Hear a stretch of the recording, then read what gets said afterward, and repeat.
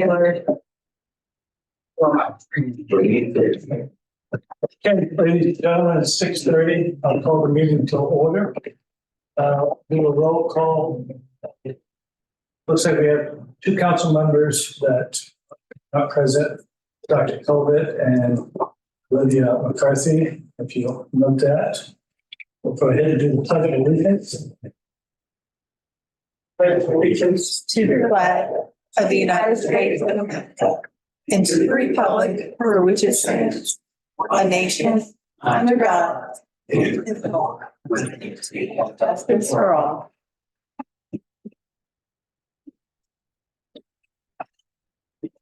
Tonight is strictly a public meeting to go over several of the zoning changes that need to be proposed. And to seek conversation from everybody in the public. They have questions about the changes. And then we'll have an executive session or specifically to talk to the attorney and also to get back to you in reference to some imposition property. So with that, I need an adoption of it. I'm sorry, you're right. And we did have, and I'm going to let the town manager speak. We got some, a letter from the IRS that should review. With that, I'd like to go ahead and get an approval on the adoption of the agenda. Okay.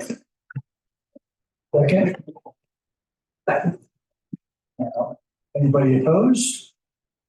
Okay.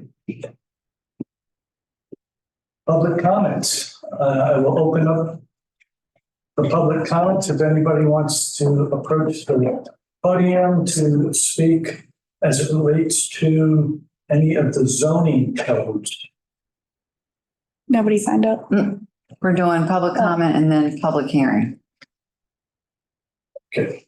So, Sorry. no, it's right there. I didn't. Okay, I'm sorry.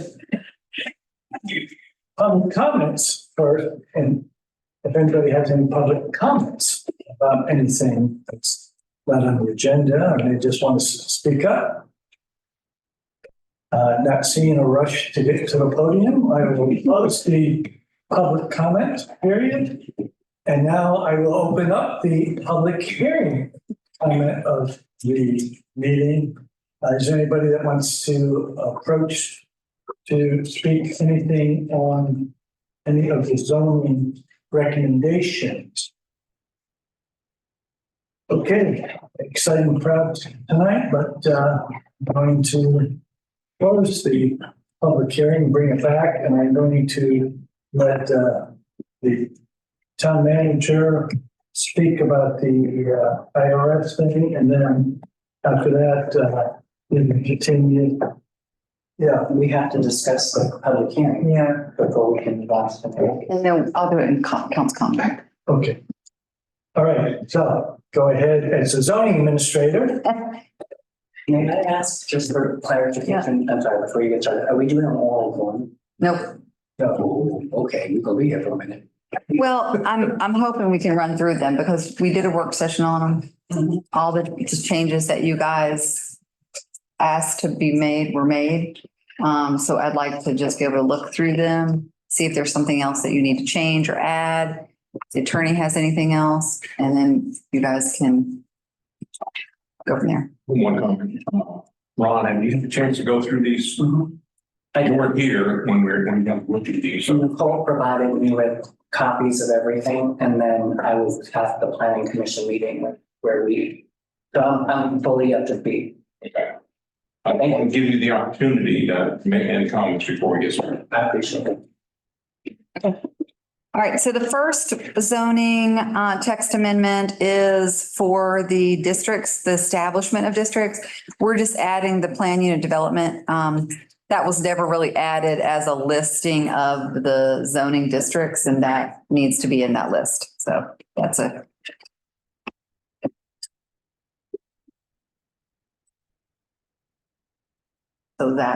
So Catherine, how do we do that? Do they vote on to adopt it or change it and then we make that vote and then we go to the next district? Yeah, And so, close the public hearing on section 425, article 1, or chapter 425, article 1. You made your comments. If they want to, they can make a motion to approve the amended Mhm. article 1. So he'll have to open a public hearing for each one and then do that. Okay, Yes. sorry. Can I point one thing? Yeah.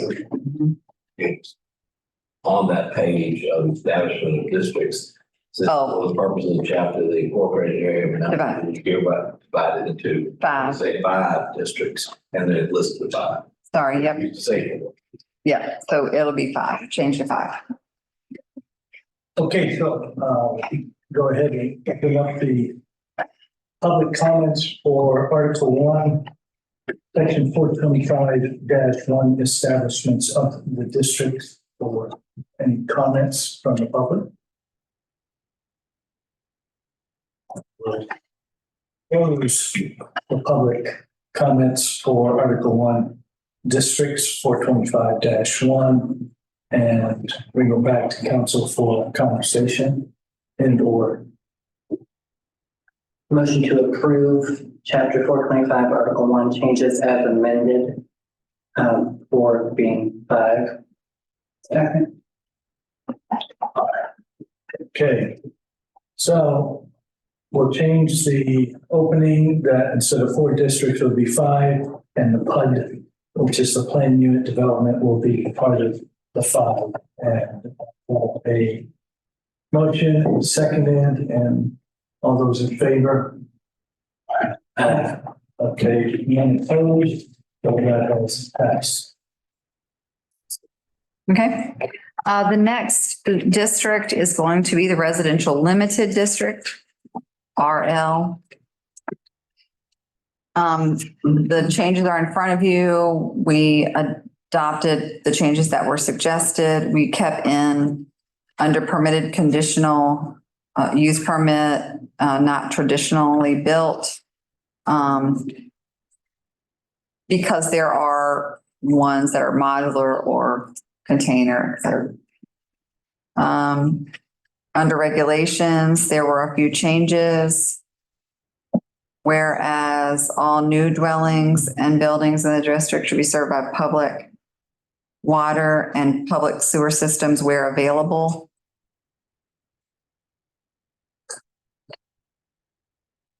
On the next page, it talks about the single-family dwellings on residential lots. We added a primary single-story dwelling shall be a minimum of 1,200 square feet and a 1,600 square feet for the second-story dwellings. Is that correct?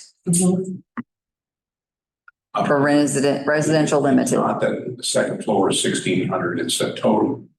Versus. And 1,600 square feet for a second story.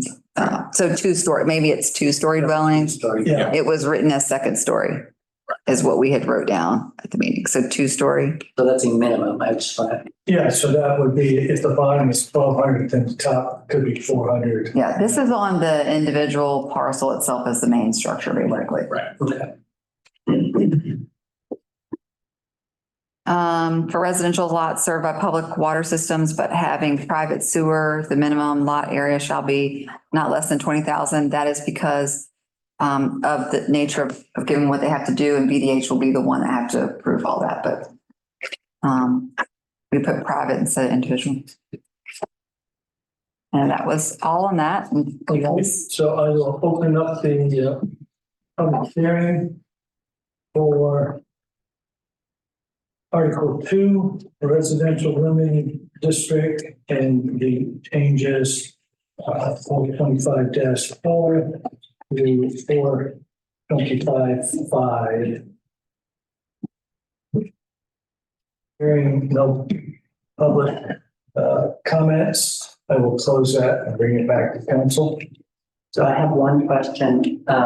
It looks like this is a recent change, but so adding under 425-4 use regulations, A1, It says, except single family dwellings, except modular homes, which are only permitted by conditional use permit. Down below, we list permitted by conditional use permit. The only thing we list there is modular homes. Or homes that are not traditional. Yeah. So are we leaving that too vague is my concern. We've had a problem with vagueness in our codes in the past. So I just want to make sure we're not kind of setting ourselves up for that to happen again. Is there stronger wording we can put there or? Well, Can I address that? yep. So one of the things that we discussed and that I've been working on and hoping to soon turn over to the zoning administrator is a new section for definitions in which more of the specifics will be addressed. And I have added not traditional or traditional, non-traditional construction. Okay.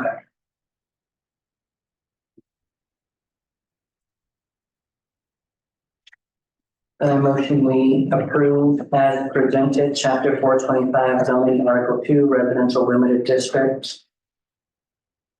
Okay, we have a motion on the floor, looking for a second. We have a second on changing chapter 425, article 2, residential limited district, as conversation and as noted in your handouts. All those in favor? Anybody opposed? Okay, And just to clarify, when you said as presented, you meant with, did you mean with the amendments? Yep. Okay. And I think that the mayor's defined that. Does we state that instead of as presented? Probably better to do that as amended. Did you want to amend the motion? Yes. Or we, So I would like to motion that we approve chapter 425, article 2, residential limited district as amended. and we have a second. second. Okay, all in favor of the amendment? Yes. Anybody opposed? Okay, as amended. The next zoning district is Article 3 Residential General District. So in our work session, we did some moving around and established permitted uses versus permitted by conditional use permit. We left single family dwelling and we left poles, lines, distribution transformers, et cetera. Permitted by conditional use permit, we added multifamily dwellings and apartments, dormitories, modular homes, and homes that are not traditionally built, block built homes, mixed use development, cell towers. We did not, I mean, we kind of left the language a little different here than in limited residential. Limited residential or residential limited is, it's more residential, so it's going to be a little bit more. This just says more specific because of the nature of the district. On the second page, we have the same wording as all new dwellings and buildings in this district are served by public water and sewer systems where sewer is or can be available. For permitted uses other than residential utilizing individual sewage systems, the required area, we have the required area. Again, it's all by health department. We took out 1 unit, 2 unit, 3 unit square footage. And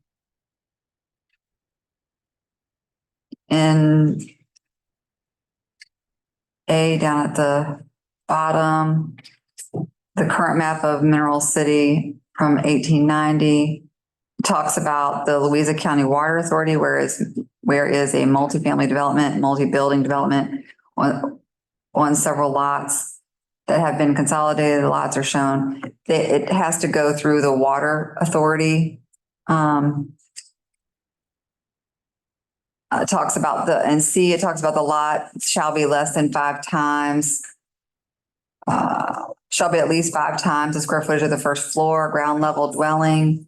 This is all stuff that was in there. We didn't add or delete anything from the work session. I have a question. A versus what we said in capital A up top. Yep. Should that last part of that sentence be where sewer and water are available. So shall be served by public water. And then it says, and sewer system where sewer is or can be available. So shall be served by public water means that any new dwelling that comes into the town of Mineral shall be served by the public water, period. I don't disagree. Yep. Right, but they're not new. They're existing. So if they're new, they would need to have water. We would have to extend the line to their lot for them to get water. They would have to pay a connection fee to get to the water. But. Yeah, yeah. Should be covered in the PUD, yep. Comment. Yeah. Entertaining comment is, I noticed in this one, we have 15,000 square feet, but on the limit, the other one is 20,000. Different district. Different. So, yeah, I didn't want to. Yeah. No, I just want to make sure and it's what you guys want to put in. We just moved some things around. I do have a question, maybe I just need clarification. So going back to letter A, it says where sewer is or can be available, who determines can? So that would be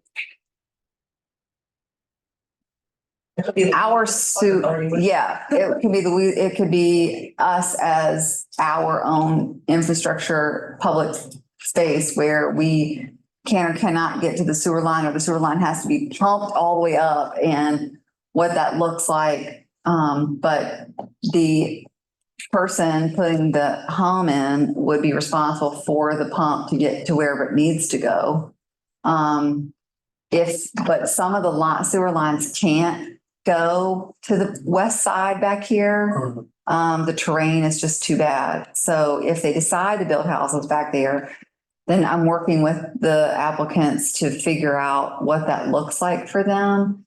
If it is a, situation where it's costly, for them, they want to do a pump versus doing a drain fill or whatever, but a lot of these lots can't hold a drain fill. They're too small. Right. They would have to, again, it just depends on if we could get sewer lines back there. Some of them we wouldn't be able to determine that until we get into the project. So if it's not available, if it's not going to be available to them, or we can't get it there, or it can't, then they have to do a septic. So my recommendation in this was that this reference the chapters on water and sewer.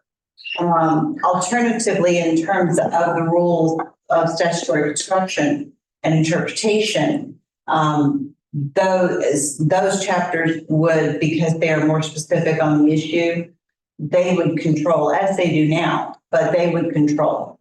The suggestion of putting in the reference to those chapters was simply to reinforce that so that we didn't have the confusion. But if you feel in the interpretation, then as far as statutory interpretation is concerned, you could clarify that with a reference to those chapters. it just concerns me that and this, I could be overthinking it, No. but it just concerns me that we're saying where it is or can be available. Well, we can put a sewer line to Mars, right? What's the cost? And so if we have resident X to apply, and they want to connect to the town sewer, but it's going to cost $1.5 million to connect. I'm just pulling numbers here. Right. It can be done. It can be done. They can say it can be done. Top slides, period. So this was based on just being able, the town, we're not that big. So if we're talking about the PUD development, that's different. That's a whole development itself Right. that has to be built out, and, stipulations and conditions and so on and so forth. And they would get their own contractors to do their pipes and all that stuff. For the town, it is, we have roads and we have lots, and the lots back on the west end, and it more or less focused on the lots that we can't run the sewer line. It's not available because we cannot get it there. And so that's what this focused on, but we can definitely word it however you want to. It's just that's where this focus was, that getting the sewer line there because of the rough terrain, because of the nature of the elevation, all of that was the issue. But if it would be worded better somewhere else, but And we would it's feasible to be available. but, and to Catherine's point, as a zoning administrator, you would reference your other codes related to what's in there. It's just saying that to the individual, where available and what have you. So what-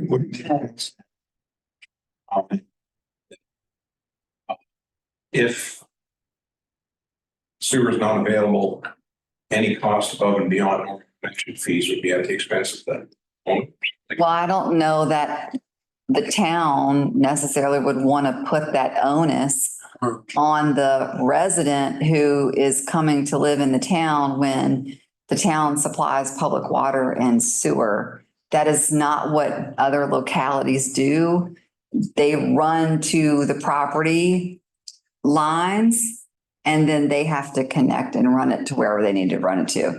But we're talking about specifically the West End. It's not feasible, like Michelle said. So what do we do in that instance? Just tell them. it's not feasible. That's addressed in 355. There's a mandatory requirement for access to public sewer. It references if it's abutting any right of way or alley, street or street where the order is now located or will future be located, it's mandatory. And it addresses where it's not available. So that's already in 355. Can we put on the end of letter A in parentheses, REF 355 or something along those lines? Reptown code. Yeah, it would be, I mean, that's what you do anyway, but yes, we can do that.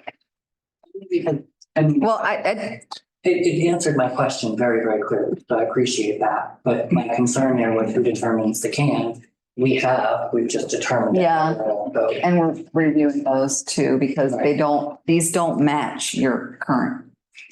These do not match your current water and sewer code. And you all as council and as a town have to decide if you want to put that onus on an individual property owner to run a line that the town is supposed to supply.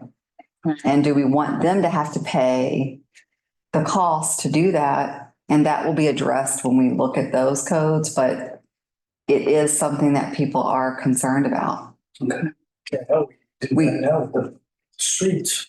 We we have an obligation to supply that to them. Otherwise, it'd be cheaper for them to get a septic and a well, and we're making them get public water. So it just, those are the things that we have to look at.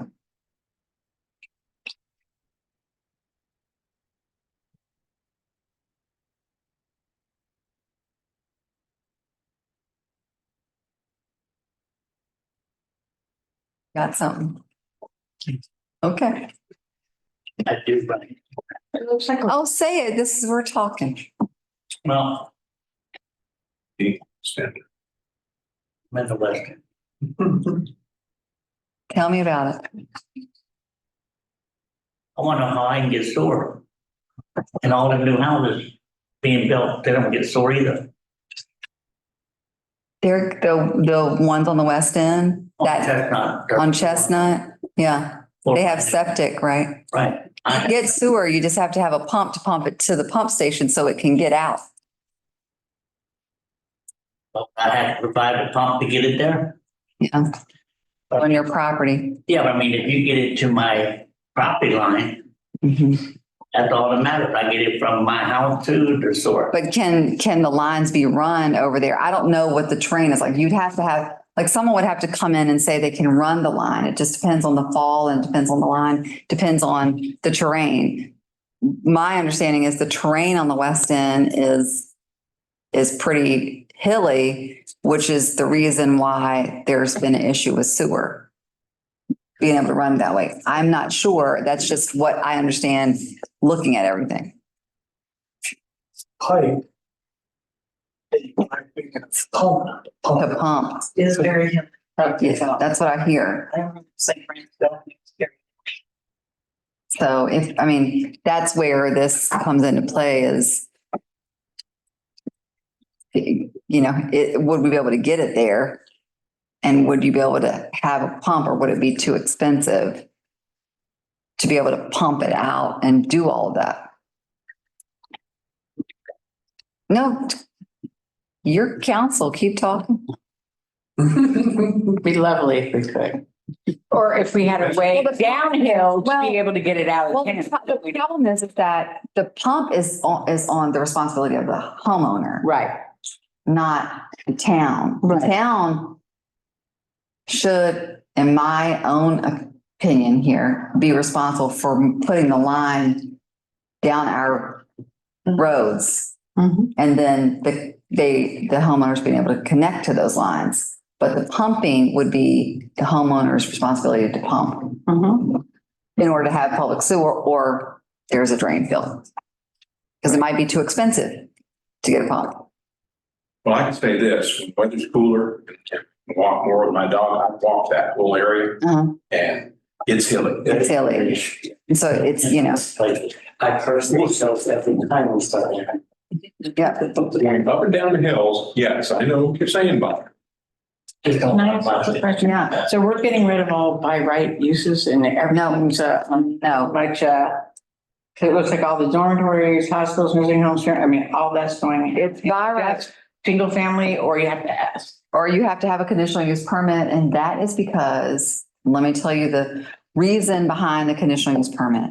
Conditional use permit is so that you all have the ability to condition what it looks like, what goes on, how it's structured, how all of that. Right. You wouldn't want, I don't think, a dormitory to be able to come in and just be plopped down and built because it's a by right use and they can make it look and feel however they want to and not have stipulations on what are expected for those. You wouldn't want multifamily homes to do that. You would want parking lots, fire hydrants, et cetera.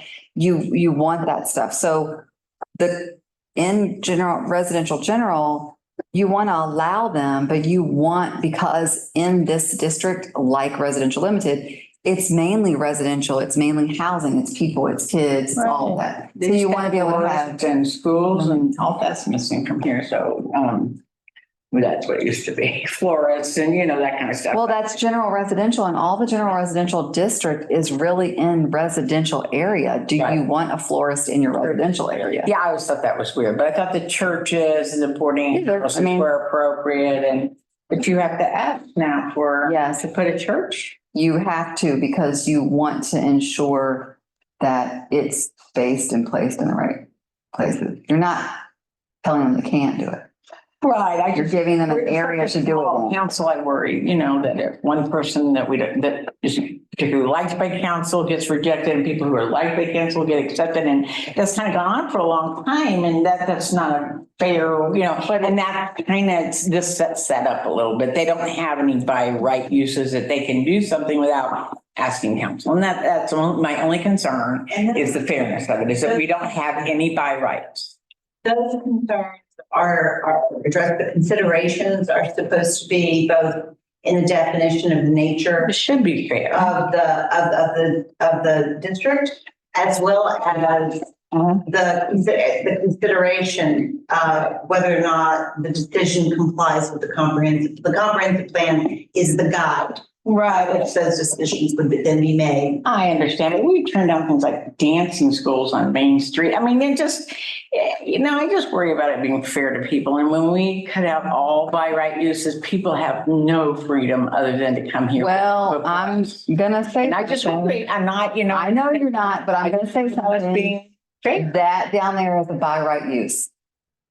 And Right. if given a So that was conditional, use- poorly written. I mean, given a it's conditional use permit, it would have been, better. all I'm saying is this doesn't say that it's not approved. This says that that the zoning administrator has to now take it to planning commission and to council and present it in how it's presented and what it's going to be and how it impacts the town, how it's positive or negative in nature. All of those things have to be presented when someone does that conditional use permit. And then ideally, this is perfect. If we were an ideal council. If it was a by right use, then the administrator could say, yep, approved. And then it goes up and then council knows nothing about it. And then someone says, well, I didn't know that was going there. It shouldn't go there. It doesn't belong there.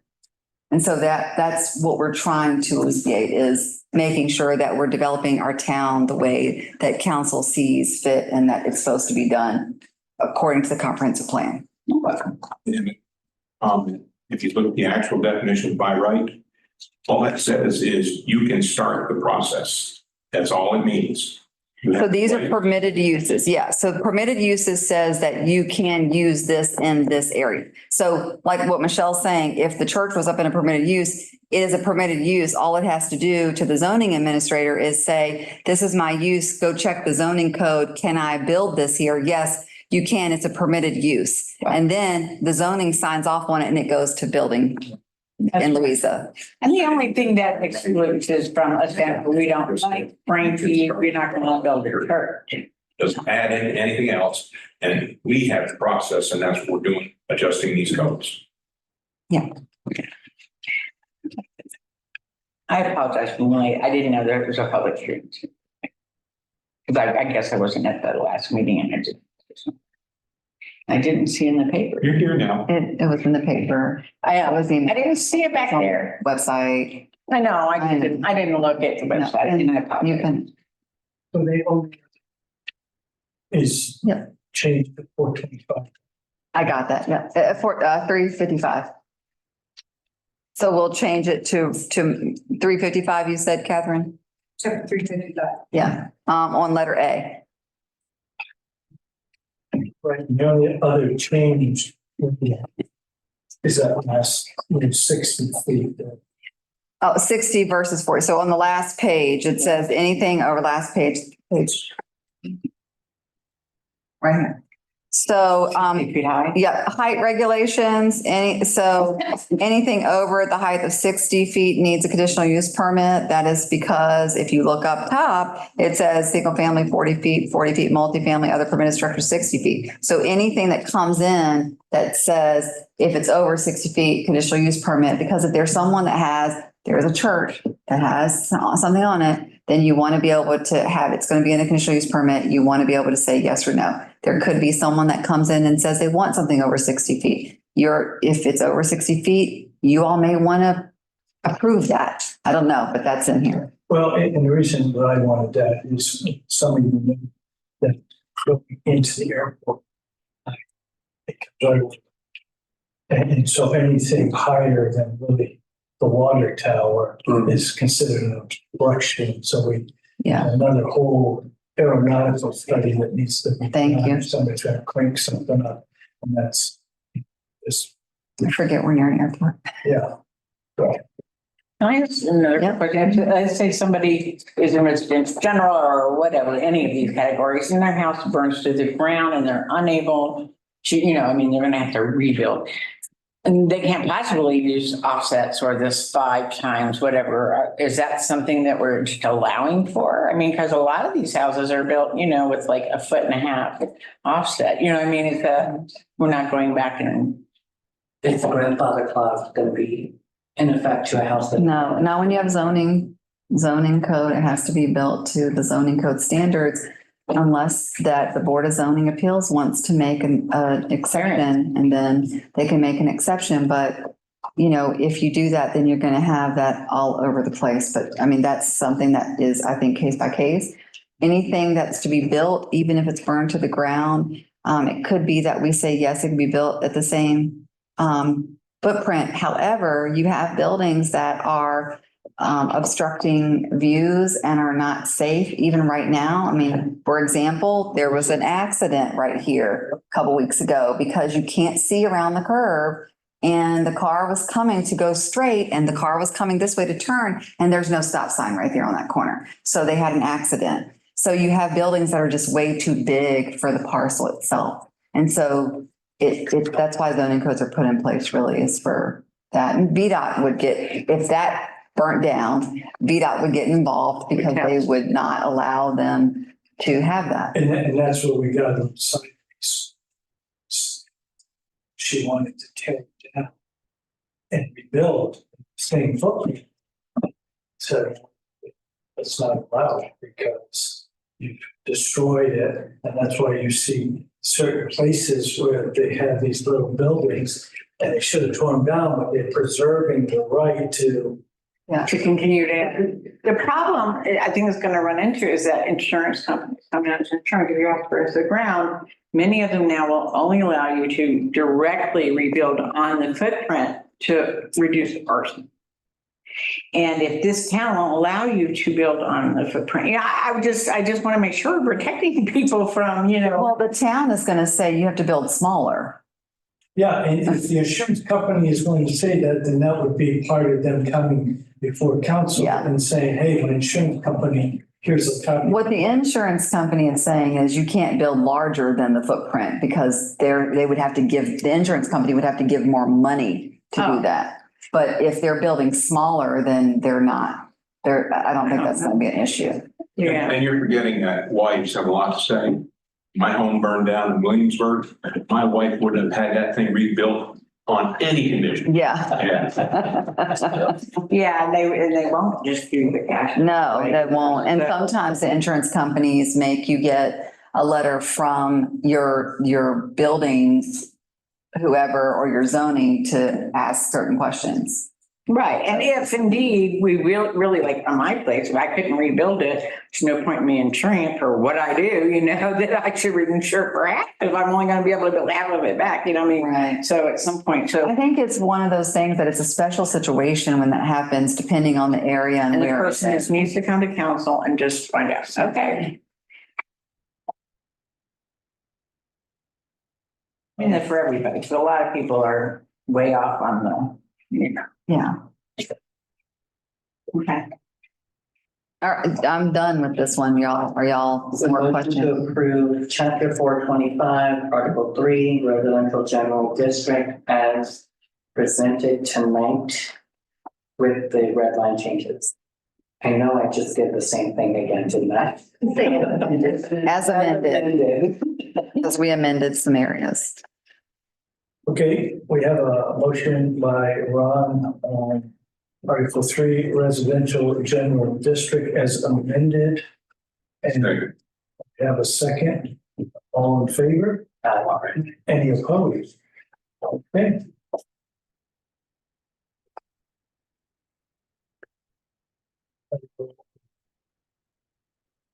Open up public comments for Article 4, light commercial district, if anybody has any comments on that in public. I'm not seeing a rush. I will close public comments on Article 4, light commercial district and pass it back to the board. So like commercial district, statement of intent, there's some changes there.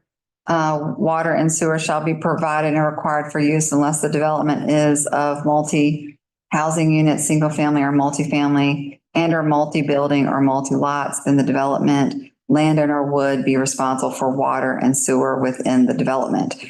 This is written this way because it's like commercial.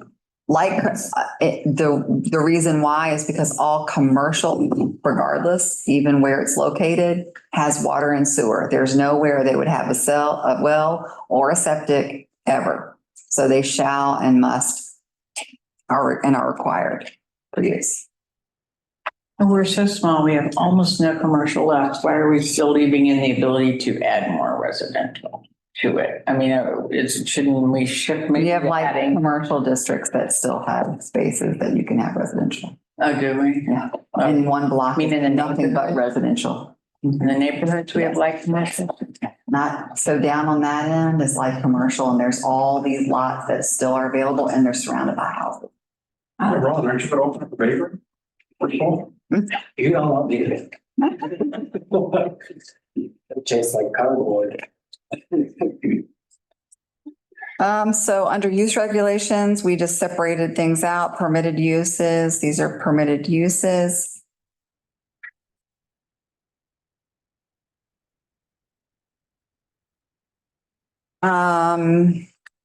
Permitted uses by conditional use permit, mixed use businesses where the business is a storefront level and the living space is above, provided that no such retail business shall exceed. This is just language that was already in there, moved to permitted uses. Modular homes, manufactured homes, permitted by conditional use permit. This language probably should say non-traditionally built, any non-traditionally built homes, the same as the other. Where, so, and I think it was residential. I think we said, I was going to put that in. It says under the residential modular homes and homes that are not traditionally stick built. So we'll just move the same language right there if you guys are okay with that. Couldn't we just rezone it to where the residential parts are residential and the parts that we want to be commercial are commercial? I know, again, the light district has lots that are where the alley is, these are stores, but all on the second is residential. There's houses that surround them. So I don't know that Yeah, it'd be, there's houses, like I know one street is nothing but residential. One street has a business in the front, but then houses along the side and some in the back that I've had inquiries about. They want to put houses. So I don't know. yeah, that's what you're saying. Can we just decide not to put any more residential on Main Street? I mean, we're just totally out of space for for commercial. But it's not on Main Street. I know, It's, I know, I'm just it's on saying, like can the we second decide that? side of it. Yeah, but there is no, I don't think there are any more lots on Main Street going down Mineral Avenue that would accommodate residential because past 6th Street, that's a body shop. I don't know if, I think there's one open lot right there, but it's everything behind them that is available to build on. And so would you want it behind them or would you want to just keep building this way? I don't know. I mean, that's up to you guys. I think we kind of cut off. Kind of what, You have commercial back here. Right. So, and you have commercial down here that you can still build on and use. Mhm. And so that's general commercial. And maybe those are the areas that we focus and push for development. And then here, because it's just all of these, there's a lot more houses down there than Right. businesses. After best. But your Main Street is your Main Street, I know, but it wasn't, personal opinion, it wasn't developed that Planned. way and I know. planned out. So I- to throw a bunch of businesses on a back alley, so to speak, they wouldn't get a lot of business. No, they won't. But if you're throwing them this way where your commercial is and your general commercial, you've got 522, you've got Louisa Avenue, you've got the fire department, you've got the parks, you've got, what's going to be townhomes. All of this can be developed with businesses. Right. And so down, and I know what you're saying, I get it, but it's just not planned that way. Yeah. And it would be great, but if one of those, Like the Mason Lodge, they don't need, there's a lot of things that don't need to be on Main Street, maybe they would sell their house and move somewhere else, and then that would be a nice place to have a business. I mean, it would be nice if we what is could, it? Masonic Lodge. Right across the street. This one. Yeah, that is a business, isn't it? I don't think Is it Masonic? Because that is the street. The blue roof. And they have a huge yard. I mean. What is but that? I don't know what that is. What is that? Yeah. What is it? It's a religious Fraternity. group of men to a certain religion. It's like Eastern Star for women. Yeah. Oh, I didn't even know. They have a great big Masonic, they have a great big Masonic building in Washington DC. Yeah, there's all the. I never knew what it was. There's no sign. But it's, they're, what they do doesn't require Main Street presence, and we have other houses, maybe we could, find, I mean, I'm just saying negotiate with them and, use that spot for something fabulous. I mean, I just don't think we're taking advantage. That building was built as. Oh, was it? If you look back, if you look at the top, it's got the actual emblem. Yeah. Well, it's built, if you go inside of it, it's got the stage and all that thing for the green poobah, whoever it is, where he's. They did their black balls and their marbles and I understand, maybe we can move the building, but what I'm just saying is we don't really have a vision for, making this. Well, I think that we need to, and just what I've been thinking about even over the last few weeks, is that we need to accept what we have on Main Street Right. and just make it pretty. So add more lighting at Mhm. Christmas time, add I the agree. decorations I at the agree. holidays, whatever those holidays are.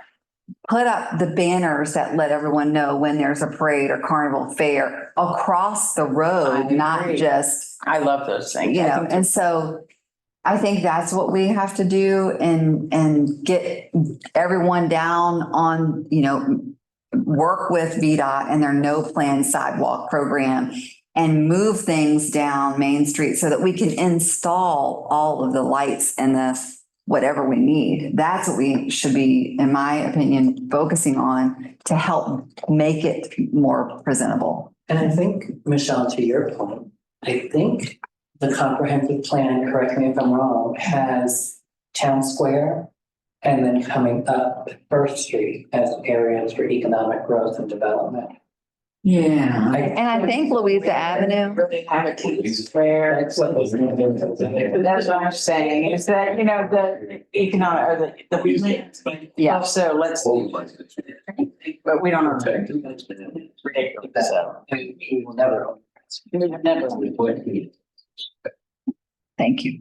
Yeah, so Louisa Avenue, First Street, and then Main Street, Mineral Avenue are the growth areas and the overlay areas, what we've been looking at. Ultimately, the historic overlay, we don't even, for most people, backwards down, so we've got, Right. there's a lot of work that we got to get people backwards. So going down Oak Street, so going down the hill to commercial development, going down the hill there.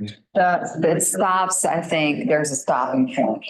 But all of Louisa Avenue, part of First Street, on back this way, all of that is our growth areas. Just the Louisa. Yeah. The First Street. Yeah. Then First Street. And then Middle Avenue down. Yeah. It's also Middle Avenue this way. Yeah, But it's not Louisa Avenue going. The residential areas. Right. it's wherever there is on the zoning map, it'll show you where. But it's going down the hill towards Fredericks Hall, right? would that be further, like to Roy Payne's, down that way? Are we thinking of developing that? That area right there from the Royal thing is supposed to be business. Okay. Business section. On the right side, so maybe we reduce it. Okay, I'm sorry. No, it's fine. Sorry. Just that we did in light commercial, we did the real setback at 8 feet from the property line. Wow. I know I've asked this question before, but why is it a different setback? Is it because of like this alley? No, it's because we decided 8 feet because in residential and in residential district regardless, you want more larger setbacks because of the nature of the location and area. In commercial, you want your business to be able to have a business, so your setback is going to be a little bit smaller. They still have to, watch out for the residential, wherever that is, if they back up to one. Their setback is a little bit different, but just business to business in general, the setback is smaller in nature, just so they can have business. For more. A lot of businesses take deliveries at their back. Yeah, 8 feet wouldn't give them, get a delivery. no, that's their planning. That would be their planning. we said there were no setbacks. And so the purpose was that right now you have commercial businesses that are encroaching on property lines. And so, and houses that are allowed in like commercial districts or encroaching on property lines, and there were no setbacks. So this establishes some type of boundary for them. They're planning their business. They'd have to figure out how to do their. Okay, makes sense. Now, like Sherry Snippen style, those little one lot businesses, are we allowing for those to be built? Like there's those two businesses where the one fell down in between, Yeah. Are we allowing for those to be built next to side by side? Okay. Commercial. Okay, that was light commercial anymore. Okay. So, Motion to approve Township 425 in light commission district as amended. okay, Bulldogs can be taught new tricks. we need to have a motion and a second for Article 4 as amended. All in favor?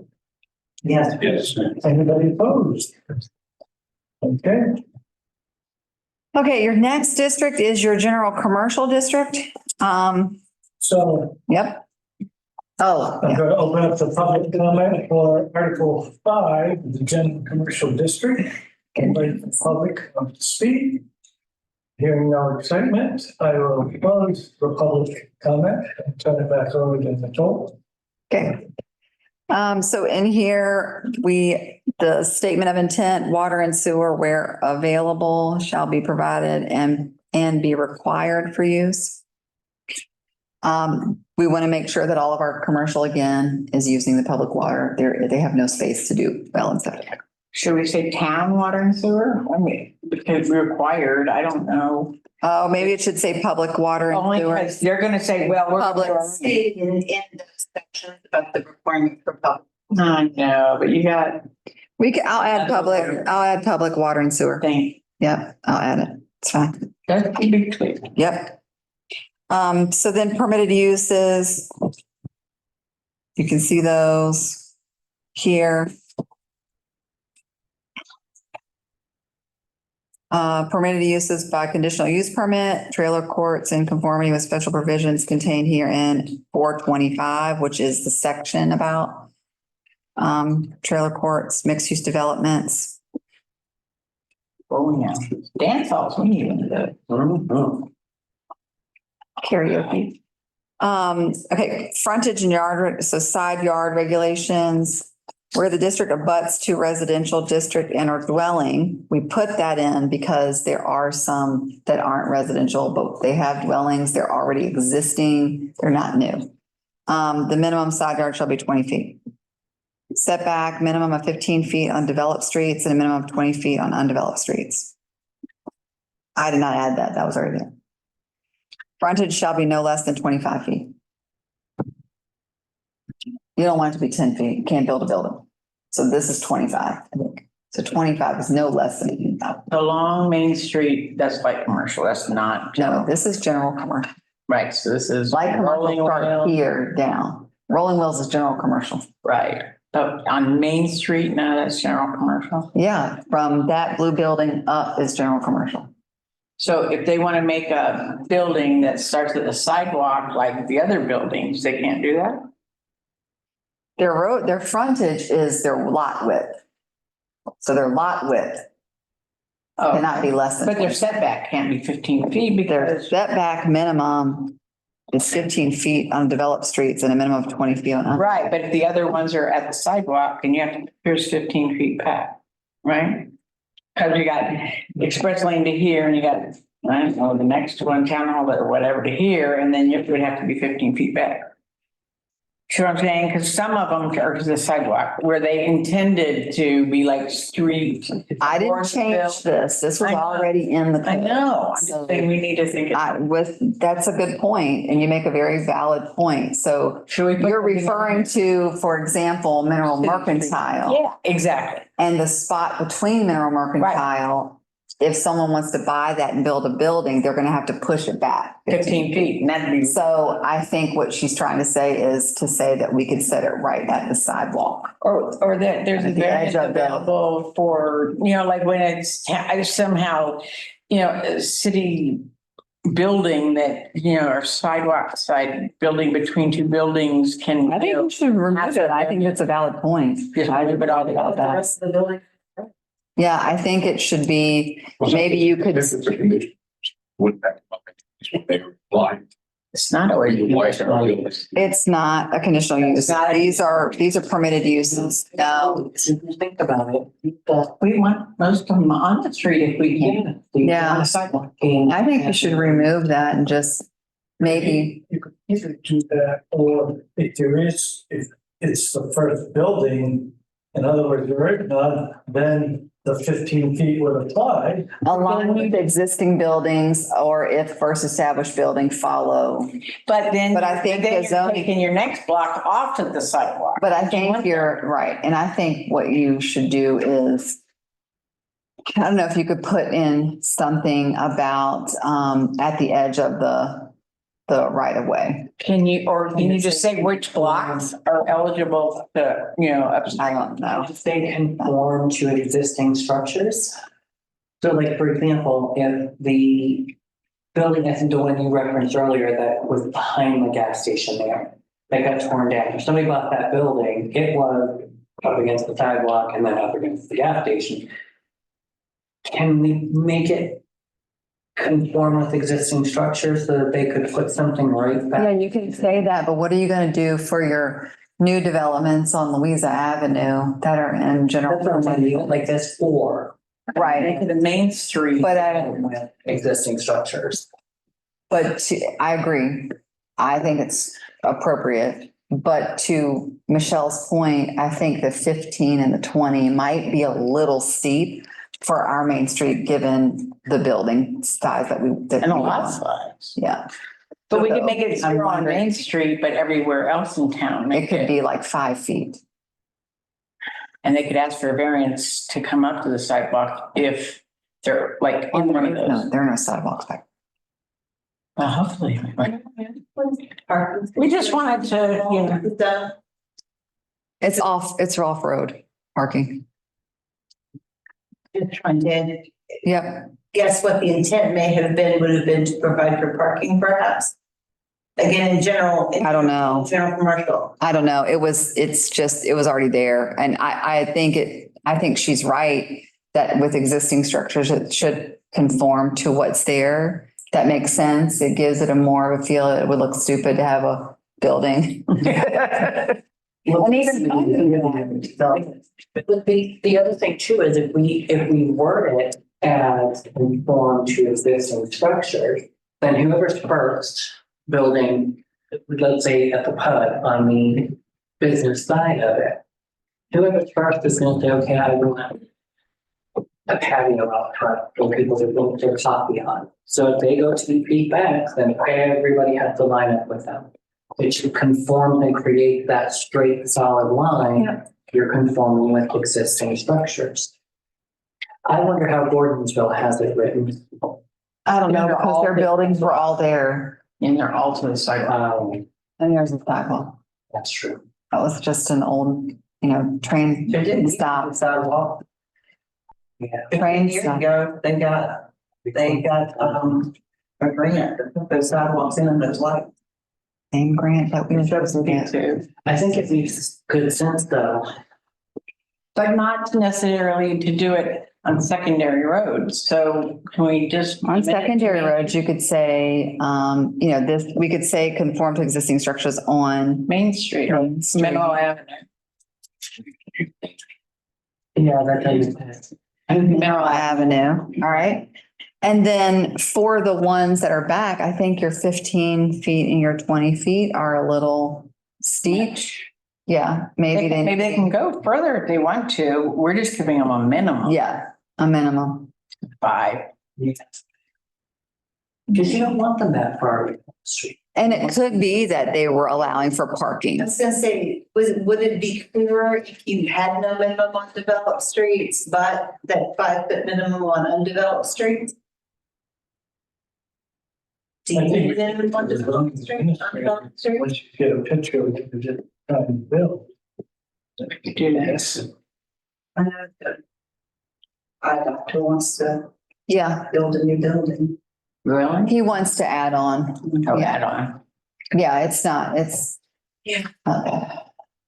I think 15 and 20 are a lot, but I think it has to do with parking.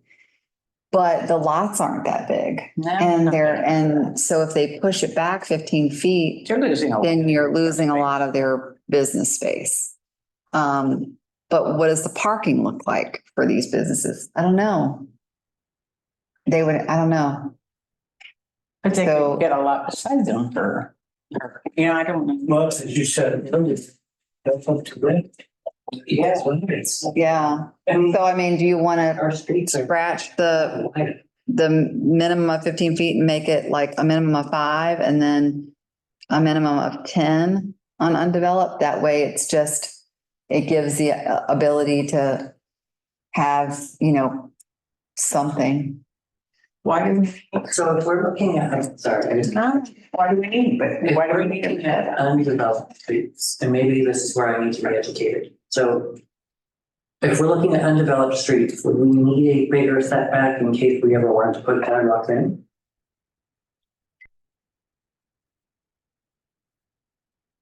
Yeah. So I'm just picturing Fifth Avenue. If Family Dollar has the sidewalk that wraps around, but there is no place to keep going. So would we be cutting ourselves or Is restricting? the town's right of way wide enough for a sidewalk or is that all VDOT's right of way?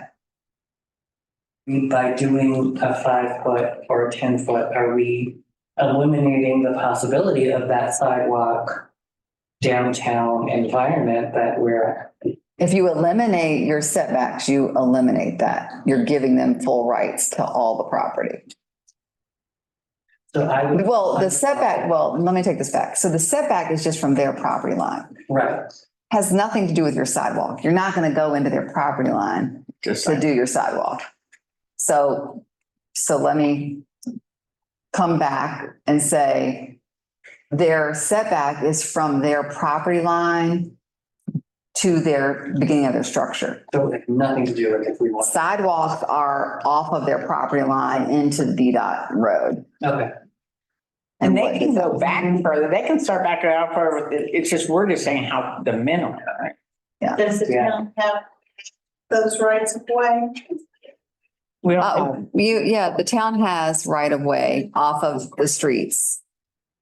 Well, I don't know. I don't know exactly but the town has right of way because you have to be off of the center of the road back. 25 feet from the center of the road to. And each district is different. Our house. Yeah. I know in front of my house, there's plenty of them that they could sidewalk. Yeah. And some of it's VDOT and some of it's mineral. So sometimes you have to get VDOT to okay the fact that you want to and VDOT's the one that has to okay the sidewalks anyway. Right. So, yes. You get into PUD is going to be, has to be rezoned. And it's going to use the zoning classifications for residential, light, general, light, commercial, and general commercial. Mhm. So if you put in these setbacks, and this is not going to apply to your PUD. Mhm. Do you want to have 15-foot setback? I don't know, was that 15 foot already in there? Yeah, it was already in. Yeah, I think they put them in the 70s or something, but I don't know if that was. Well, your PUD is going to say, the PUD is different because your PUD's going to have it lined up however it's developed off of the main road. And your main road is going to say 15 feet off the main road is your setback for your, so Frederick's Hall and the PUD is going to be 15 feet because you wouldn't want the PUD to be right on top of Frederick's Hall Road. But that's 15 feet. Some localities reserve the right to have a 20-foot buffer. especially in a development like that. That is a condition you can put in. When you have a PUD, you can have a condition that puts in a buffer because Frederick's Hall Road is the main road. Can we put 0 to 15 feet and it's a zoning administrator's decision, but it can't go over 15 feet? But that zoning administrator is going to make a decision based on the Well, it can neighborhood. go over 15 feet. Right, but I'm just saying is can we say We won't require, that we don't require more than 15 feet, but we can require less based on the character of the lot and the neighbors, that the zoning person makes the decision somewhere between 0 and 15 feet for this category of offset. I'll tell you, you can do whatever you want to, but I would not do that because that gives you the ability, if you get new zoning administrators, now you have buildings that are like this and they're not straight and conformed. I think it's too ambiguous. And instead of saying this is standard, 10 feet isn't a lot. 15 feet isn't a lot, but 10 feet's less than 15 Well, feet. we didn't say 10, but I think on our Mineral Avenue, we have to have an exception. Oh, I have that already. So that would be like part of this, but it says setback is a minimum of, you can say 10 undeveloped. I would say, I don't know. 15? And I'm 12. You might want to put in there that, with exception to the PUD, where you would want from Fredericks Hall Road, you would want more of a buffer. You don't want your businesses right there on the road. Right. Since all your residential, I mean, since all your commercial is on Mineral, you have to affect this time, I think. Yeah. And the discussion of the comprehensive plan is to create an overlay district to protect those two primary places. Couldn't the overlay district address it? And then it would be the zoning classification just on those streets. If you end up putting if you end up putting commercial on the color somewhere else, it wouldn't apply because it's. Yeah. Yes. Once we get the overlay district, but if you want to, We exclude PUDs from.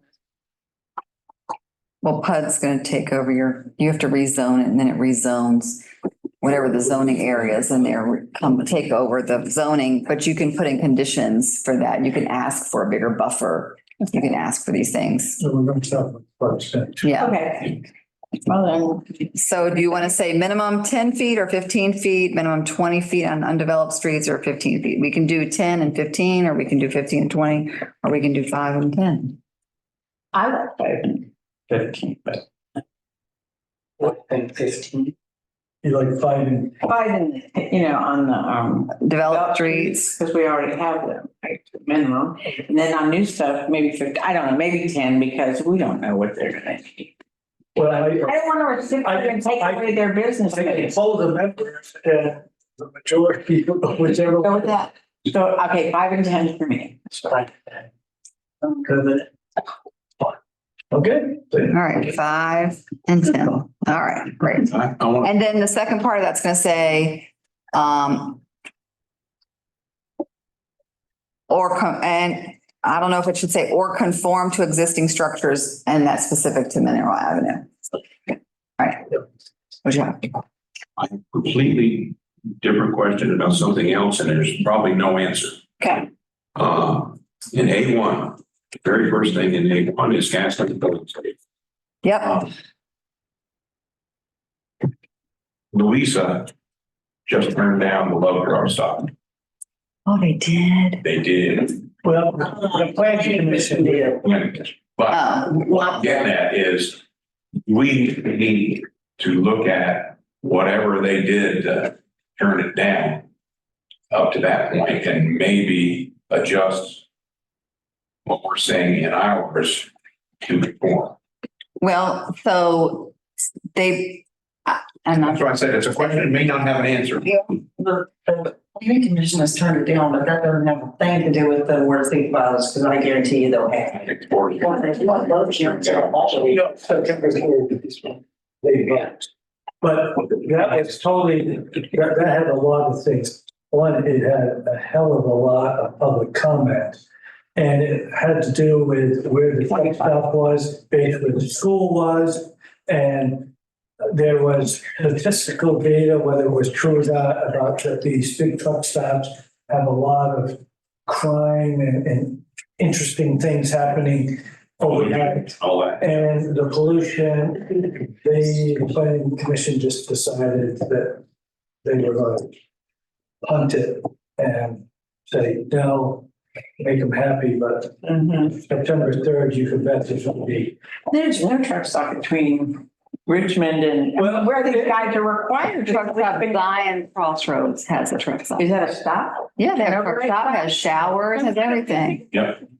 It's So there's not one between Zion Crossroads and Richmond or on the other side of Richmond or something. well, not something that's. To be desirable, they just built it right back on the interstate, they just pull off there.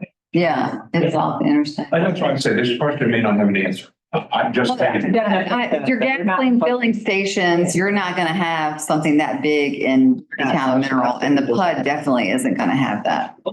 So that's not, I mean, you're gonna have to zone them appropriately, and a gasoline filling station is not a truck stop.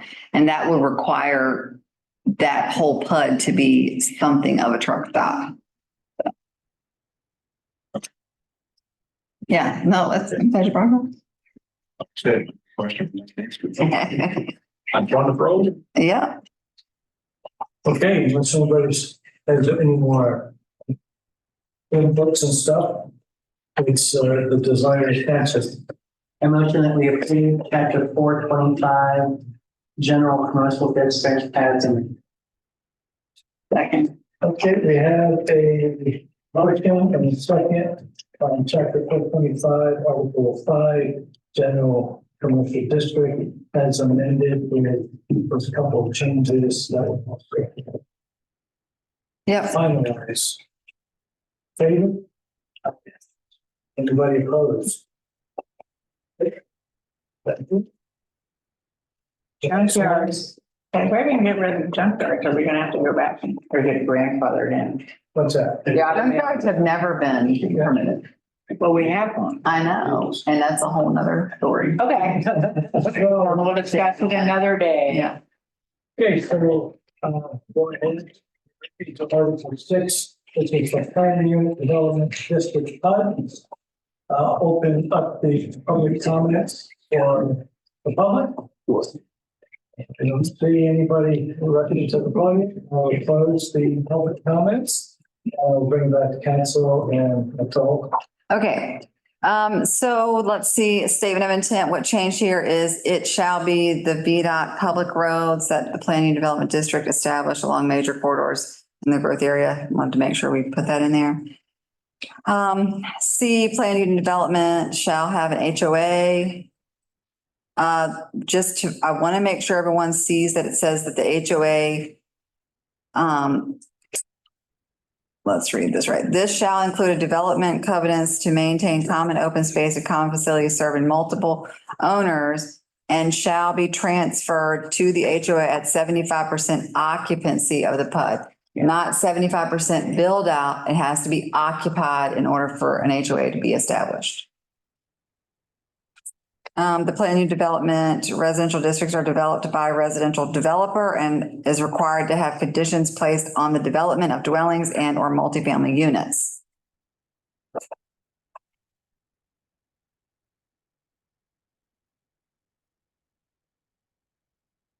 Move into the next page. Stop me whenever you want to. At permitted uses generally. Uses permitted by right as permitted in the district use district. As permitted in the, probably that's redundant. It should say permitted by right in the use district, given that these uses are developed by a residential builder with conditions the district permitted must follow the use regulations and setback regulations of said district. Residential limited district is permitted, general is permitted. Those are the permitted uses.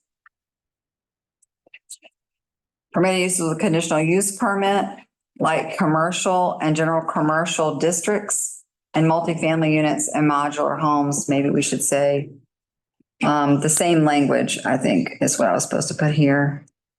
Residential language. Those are all, so those districts and what their uses are in those districts are permitted by conditional use permit in the PUD. Mixture of uses, the PUD shall contain a variety of housing types and non-residential uses. The mixture of uses may be obtained. That's already been there. Open space, we deleted out A and B, and we kept open space shall be dedicated in a logical relationship to the site and in accordance with any guidance for the town's comprehensive plan and open space. A says not less than 30% of the total acreage shall be open space, whether dedicated to public use or relative.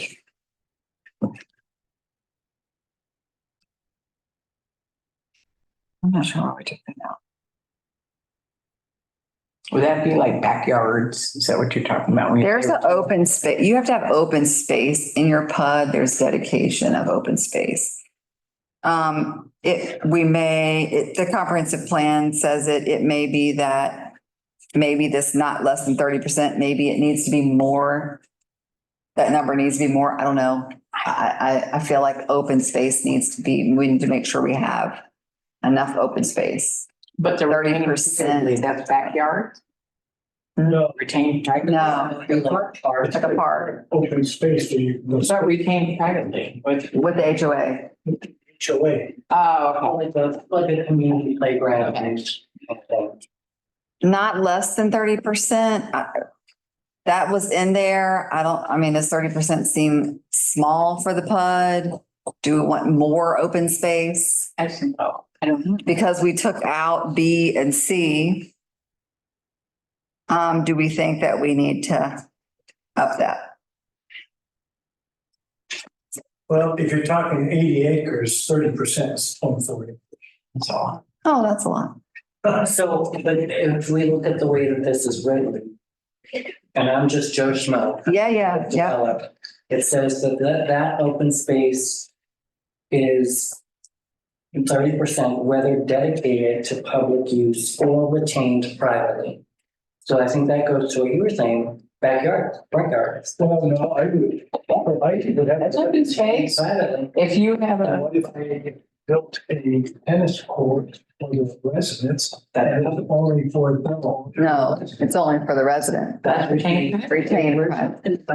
But if we're talking about a PUD district. talk about front yards of townhouses, there's open space. Then we're talking about what's contained within that district, correct? But I see what you're saying, and I can see where someone would say that the backyard is open space. But it's not. Open space means open space to the public. It does not mean open space. Retained privately means that SACA, which is a soccer organization, or Louisa Soccer Association, bought land and retained the field privately, and they maintain that open space, but it's privately maintained. Still open space. Understood. But if you want to add a word or words in there that I would would say, help that, Again, you could do that when we get the definitions approved. yes. The definition of open space would address that. So sure, it could be my backyard if I made my backyard open to the public. So we're gonna define it out. If you want to take out the retained privately, I guess you could, but if, the YMCA comes in and says they want to have soccer fields or flag football fields or something like that, that's retained privately. That's not something that is public that the HOA would be responsible for taking care of in this situation. Is that open space technically residential? For the residential community? Usually it is. The retained privately part is to say that you're allowing someone to come in and have a piece of this open space that's retained privately, but it's open space. I don't know what that means. I don't know what that definition really means. People live there. Yeah. Well, it's just open space, but yes, but So would it be similar to us allowing the Little League at the park or the farmer's market at the park? It would be kind of, I mean, it's a dedicated use, but it's for obtained privately, the town owns it, but we open it. the town, that's public space. Okay, So retained private would be an organization has this and they use it, they have events. And it's for like soccer organizations. But sometimes the public can come and run around on the field or whatever. I think we have to get a clarity in the definition of what we want retained privately to mean, because I think it could mean anything. Well, the goals, if somebody wanted to use it for a fair or whatever, they would have to go to the HOA and say, we would like to do this. Yeah. In your zones. and see, I just read this as, and maybe it's the verbiage, but I read this as I can buy a lot in the PUD and do anything I want because it is privately retained, but it's open space. I just can't build on it. Well, I don't know about that. Didn't we say when we were? And I think you're looking too closely because I don't want there to be any ambiguity like you have been experiencing for the last 2 I years. thought we discovered at the work session that there would have to be a certain percentage of the residential built before commercial could start. I think we'll get to that. Because that would all Phases. answer some of your questions about the open space. And I don't think that PUD is going to allow you to just buy, No, you're going to rent a building, you're not going to buy. So also the phrase dedicated to public use is literally that. It is, for example, it would be dedicated to the locality for public use. Privately held would be held by the HOA, which could restrict that. Open space typically refers to a green space. That is either in this context, is either dedicated for public use or retained privately would be by the HOA. Can we add that in there, retained privately by the HOA? I just feel like we need that clarity. yeah. Because we have a lot of stuff that people are like, well, retained privately by who? Yeah, we can do that.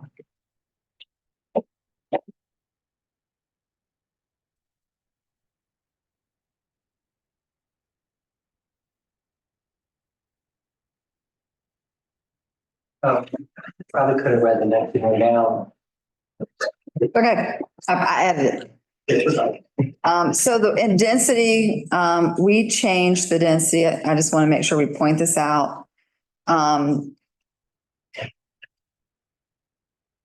The overall gross density so approved shall be determined by the town council with reference to the town's comprehensive plan, but shall not exceed 3 dwelling units per acre unless the density is increased with provisions 425, 42B.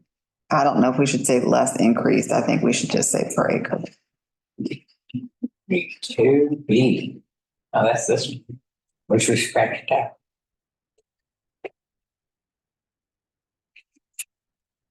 Oh, we did scratch We it. scratched out 41B, so we should scratch that out.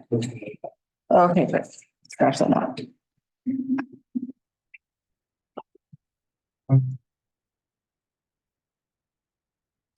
So I'll scratch that out and period. Okay. Setback regulations, we took out minimum setback ranges shall be specifically established during the review and approval of the concept plan. We've established that any zone, for the PUD, it would be a rezoning of the concept plan. It would have to be rezoned to establish those zoning districts, and then we would follow zoning districts. Again, we can also, during that time, you can also make conditions and so on and so forth, so.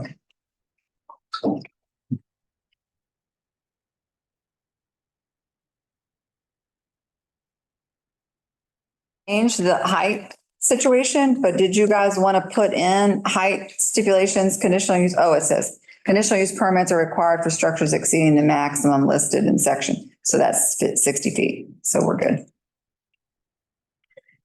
it's interesting because on C, you had struck that out earlier when we talked about church. Yeah, I know this is a PUD though, because the PUD you might want to, Have an antenna. No, I mean, that's fine. I just want to make sure you don't cut and pasting and, you know, for no, a while that gets a little crazy and I mean, it's up to you guys. I think with this, the PUD is, Church fire. I don't know. Yeah, 60 foot would have to be what? These limitations shall not apply to churches. Monuments. We can take that out We and can take it out. take that out. And then we can. That's gonna be, you're right over the flight path. okay, So you're removing C altogether. yeah. I'm just saying 60 feet. And the B says conditional use permit are required for structure, so only do 60 feet, that's it, in that area? I would leave Okay, just for safety's sake. okay, That way we've got something in there to cover us. If you really need something more than 60, otherwise it's 60. Yeah, okay. All right, because how tall is like a cell tower? it's tall, it can be 100 feet. If it goes over 200, then it's a special study. But if I looked at the one with if the, the they're bottom really is big. 500 feet, you know, It's in a low space, it's not high enough to. What does D mean? When it states generally be left? That's rather, I don't know, it was in there. So all accessory buildings shall generally be less than the main building in height. I think that was just written to say generally. I think that all accessory buildings should be less than the height of the main structure, period. Right. so in Louisa County, if you put a standalone Or shed. they don't want it bigger than the. Yes, We take out generally. so that the Take out general has to make with that you either shall be or it should, I mean, or should be. And so I just took out generally and said shall be. Okay, I highlighted this area because it talks about parking. The proposed regulations shall be based on parking needs study or equivalent data. Such regulations shall reflect the intent of the town's comprehensive plan. We wanted to say shall. I wanted to bring you to make sure we understand that the PUD is going to have parking spaces if it has commercial. So we need to make sure that's enforced and developed appropriately. What is impervious cover? If you don't mind, I'm not familiar with that. Where are you at? It's in the middle of it. Impervious cover Paved. by reducing parking. Paved, chip and tar. Oh, it's just, oh, you just want to decrease paved roads? Okay. Using alternative transportation modes, which we don't have. We can't offer them that. All new utilities, that's all. Fiber was in here because we added it in here.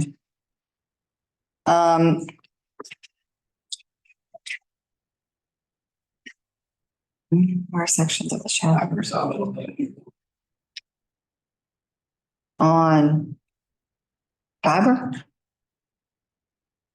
She's asking about purpose. Oh, you can comment on that. Now, I know that the discussion was, didn't want parking lots to be gravel. Oh, is it gravel?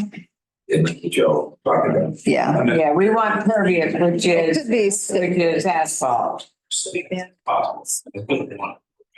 If you bring in a garbage truck to pick up the trash, they're gonna sink and make ruts. And we want to increase the pervious surface, which is the asphalt. Okay.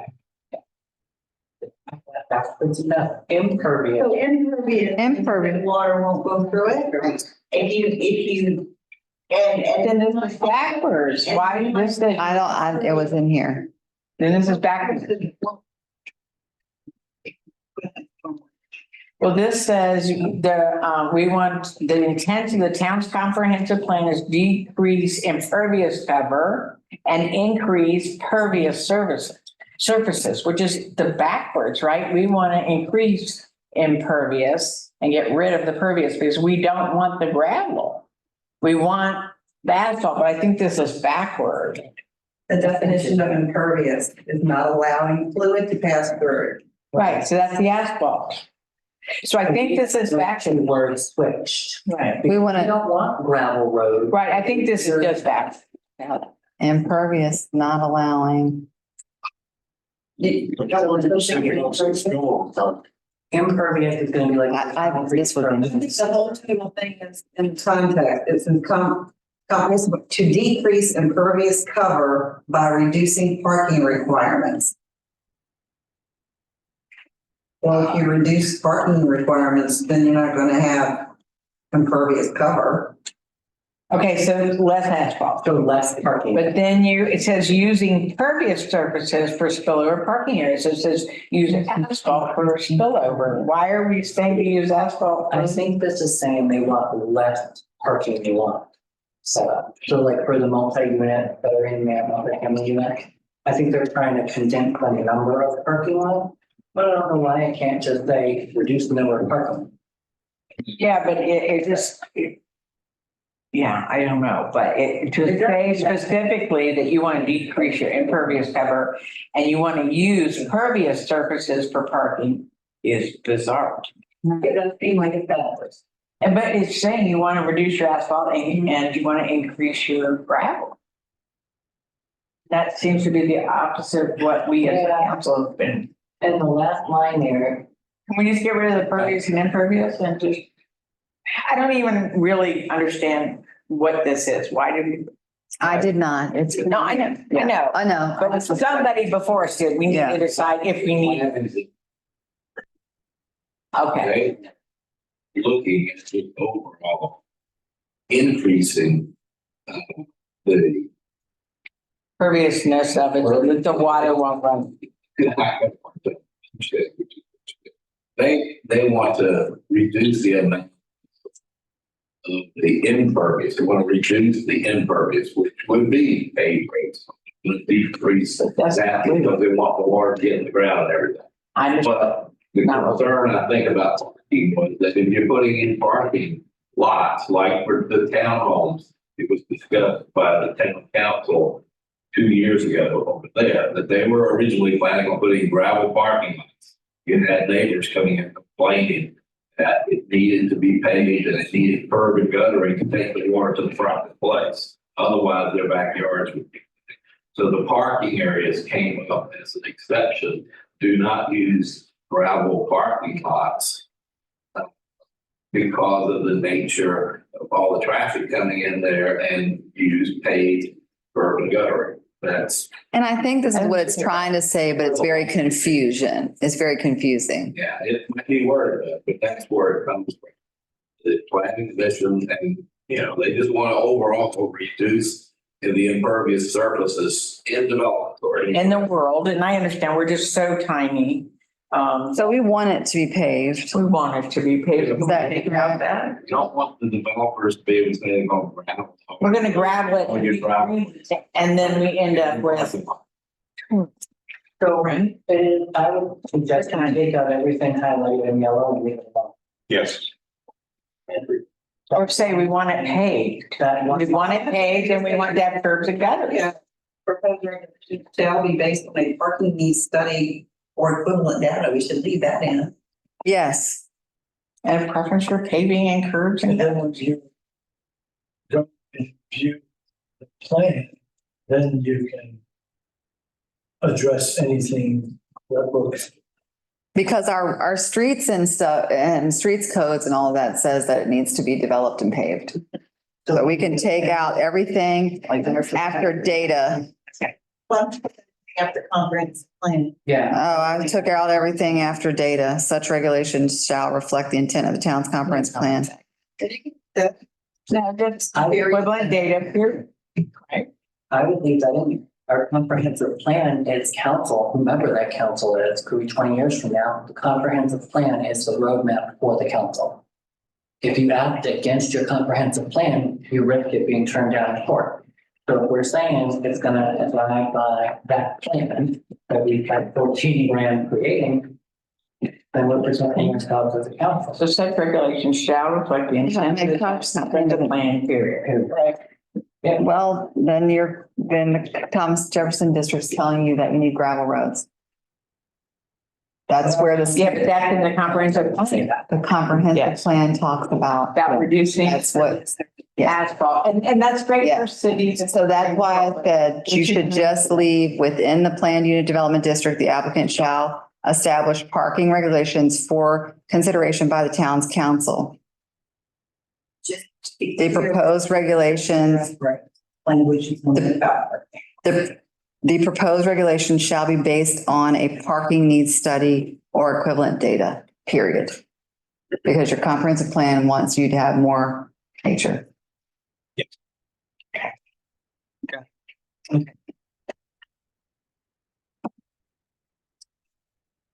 Application for rezoning, the applicant shall file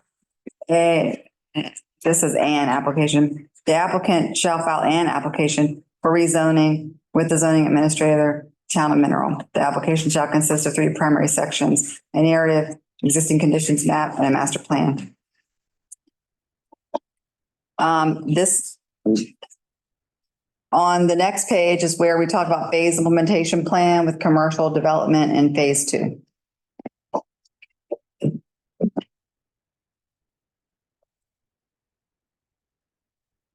And maybe it could be worded better, but commercial has to be in the middle.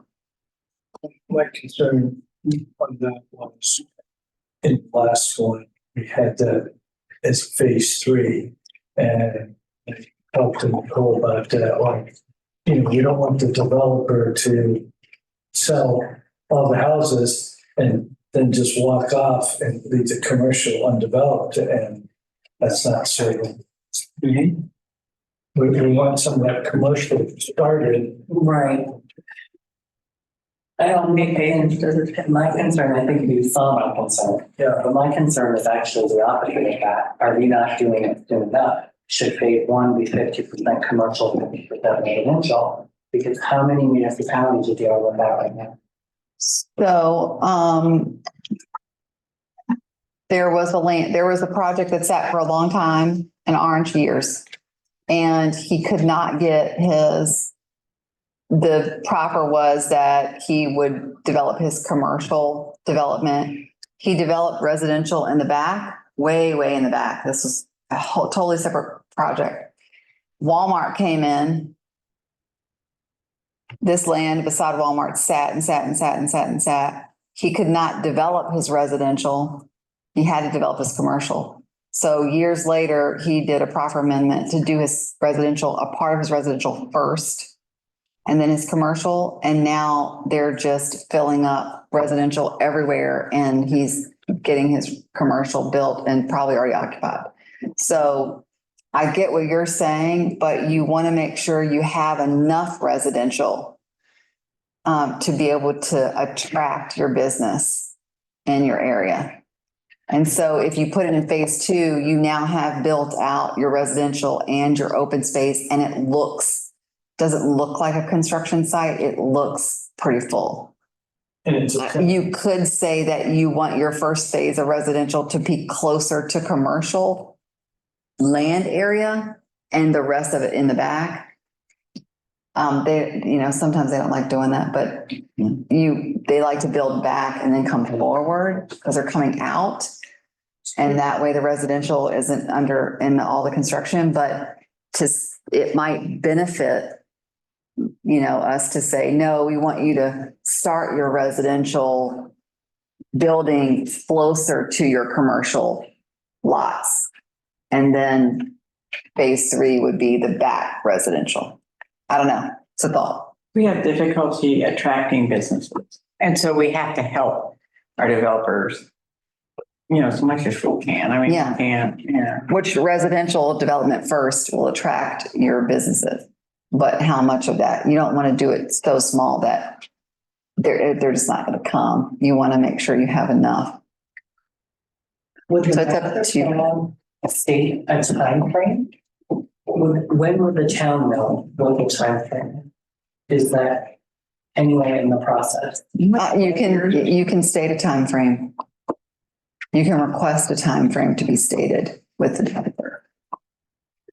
one of the bigger plans in Orange developed out and said, by, 2040, we'll have this much developed. My concern is we have an approved set of townhomes. A historic house was ripped down and nothing has been put up. It's been almost 3 years since that was approved.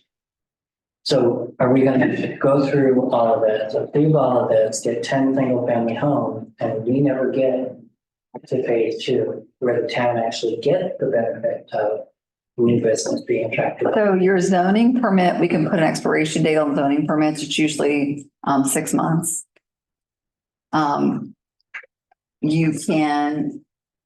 Your state puts expiration dates on your site plans.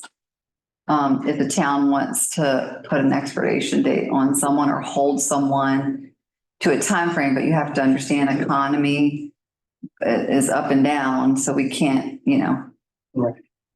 it's the developer's responsibility, but That's why that one died.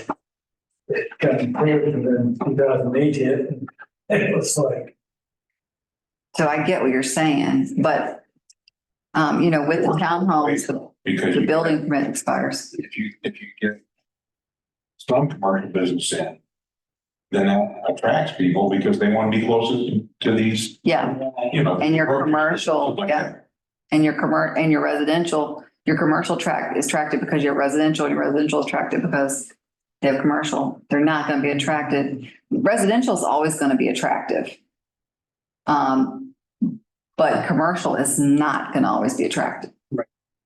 Certain businesses will only build or come to a locality if the residential data shows a certain population and certain, that they can't, by their business models, won't permit them to come.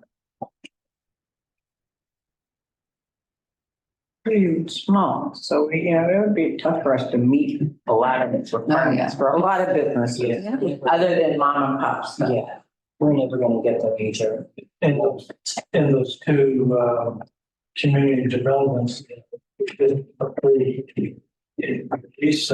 were actually approved 2 years ago, but they were coming back because the developers said that we needed a minimum of 150 resident homes to make it worth our while, and that's why it came back. An extension on 60 homes that had originally got approved. My worry is that moving that while we're on water restriction, we may be working with this while we're on water restriction, and that's scary.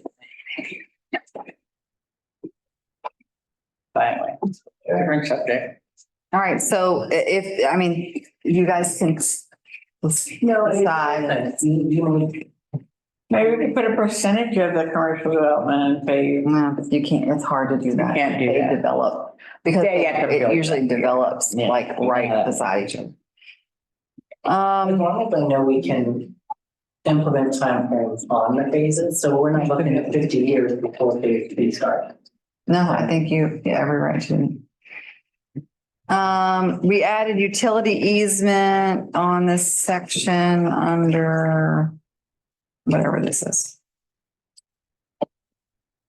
Oh, it's supposed to have a utility easement. That's shown on the plan.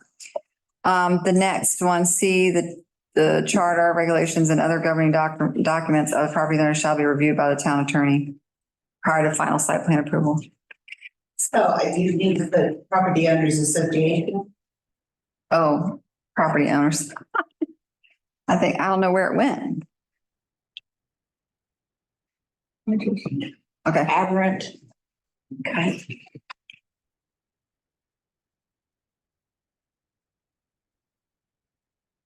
Okay. Yeah. Mhm. And that's all for PUD.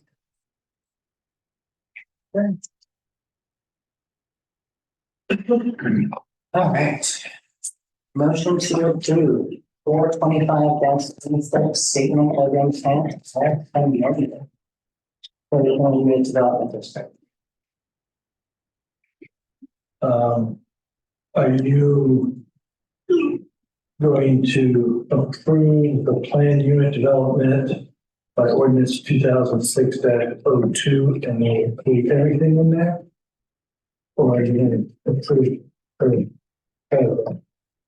I would include the whole, everything that was amended to that. So, I make it. All right, there's a motion to approve Article 6 of the planned unit development district. Ordinance 6-2 with amended changes. We're looking for a second. And we have a second, all in favor? Aye. Any opposed? That's, No. Okay, oh, it's your turn.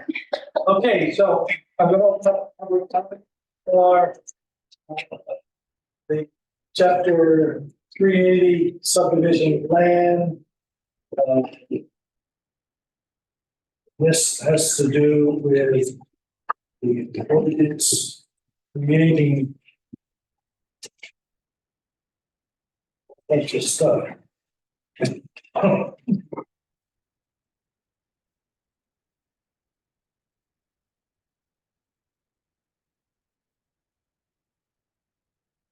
Kind of strange because on the streets, it's just a subdivision of the land. It's an ordinance that was adopted back in 2006, or it's got all the changes. Yeah, your public hearing and then we'll go through. Okay, anybody have any comments from the public?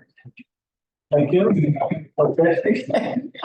I'm looking at this like, is this part of this? No. This is illegal. All right, so subdivision of land. So subdivision, a long time ago, the town said they were going to adopt the Louisa County subdivision ordinance, and Louisa County was going to be in charge of subdivision. Louisa County came back and said, we are not going to be in charge of that. And how dare you put that on us? And so the town had to go through and erase and take out all that land. So now it says we are going to follow and reference the subdivision ordinance in Louisa County because we feed into the county, and it makes sense to kind of follow what is going on in the county. However, we are independent. We can do with this ordinance what we would like to do with this ordinance.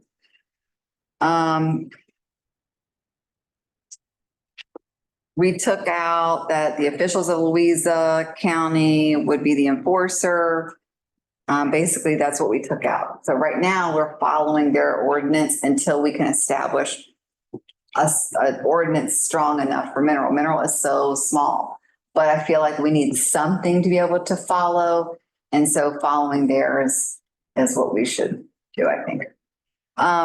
Fees and costs, the cost of a review shall be as appropriated by council with adopted fees, and or enforcement of the subdivision ordinance within the town shall be as determined by council. So then we took out the board of supervisors, Louisa County, because they don't have anything to do with that. Approval of subdivisions by the town. We took out after a subdivision has been approved by the county of Louisa, it shall be submitted we took out approved by Louisa County because we don't want that. But a subdivision shall be submitted to the subdivision agent for review and then presented to the planning commission for recommendation, which will then move to the town council for approval or denial. Then we took out anything that had to do with Louisa County. And then at the bottom, it says the decision of the governing body of the town or its subdivision agent to approve or disapprove the subdivision shall be final. So is this everybody who has 4 lots and wants to make it into 2 lots, their son can put a house in the lot, has to go through and get approved here in the council? No.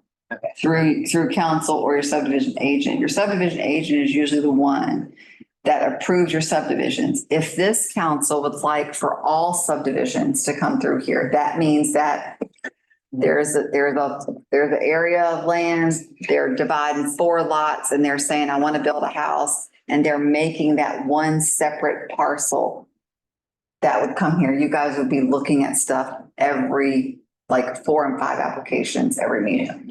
So what this says is if what I would do is if it's a site plan bigger than that, it will come to council. If it's a conditional use permit, it'll come to council. It does say and or council. So you're just cleaving off one piece.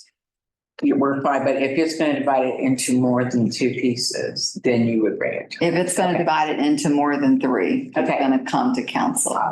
Because it says or. So Catherine, am I right to say when it says or, I can make the decision to bring it to council? 380-4. 3A-4, it says the decision of the governing body of the town or that subject.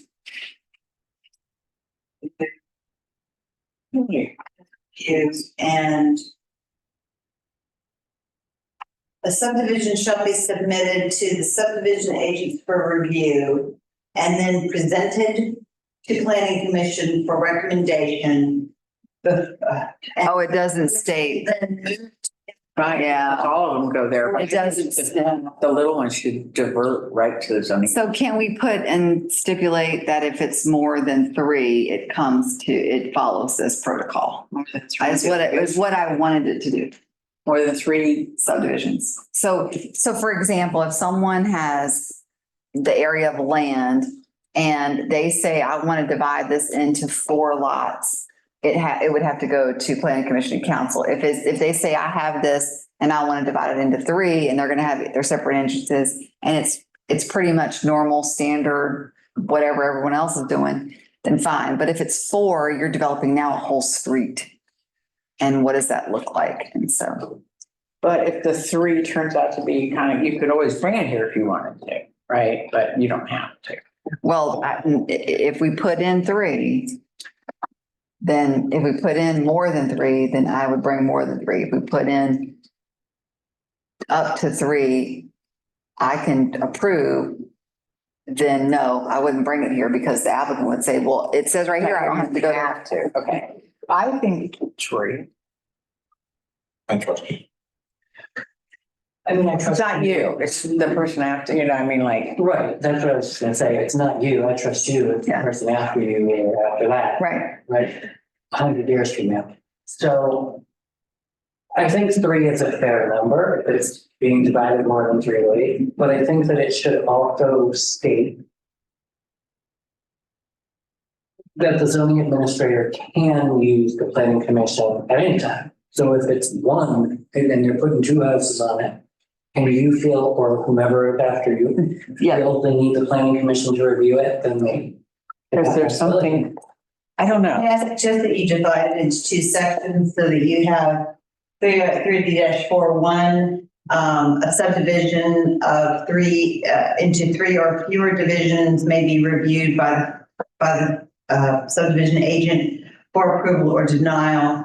And then 2, any subdivision into more than 3 divisions shall be submitted to the subdivision agent for presentation to planning commission for its recommendation before being presented to town council for approval or denial.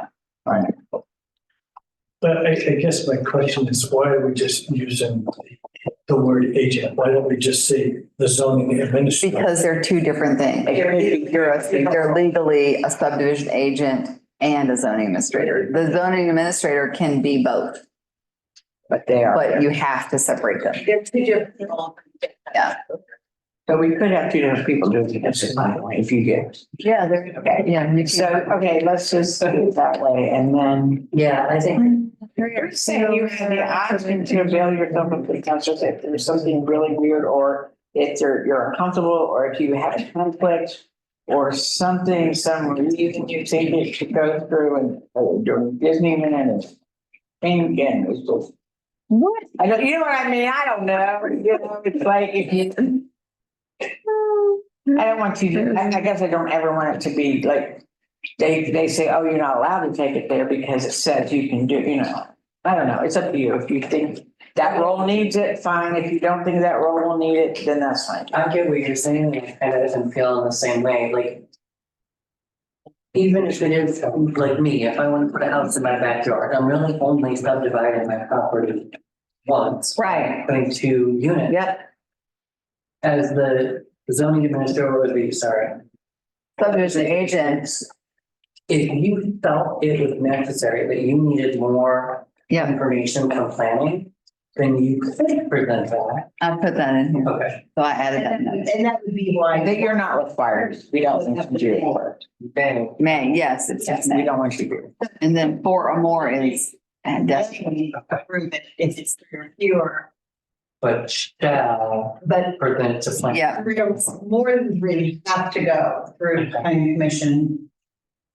Yeah. But legal language. so do you want it, the May one, 3 or fewer, do you want planning commission only, or you want council to be involved in that? Just planning commission, okay. Yeah. I just want to make sure. Planning commission. Doesn't have to, it could, If she wants- subdivision agent could take it if, yeah. Yeah.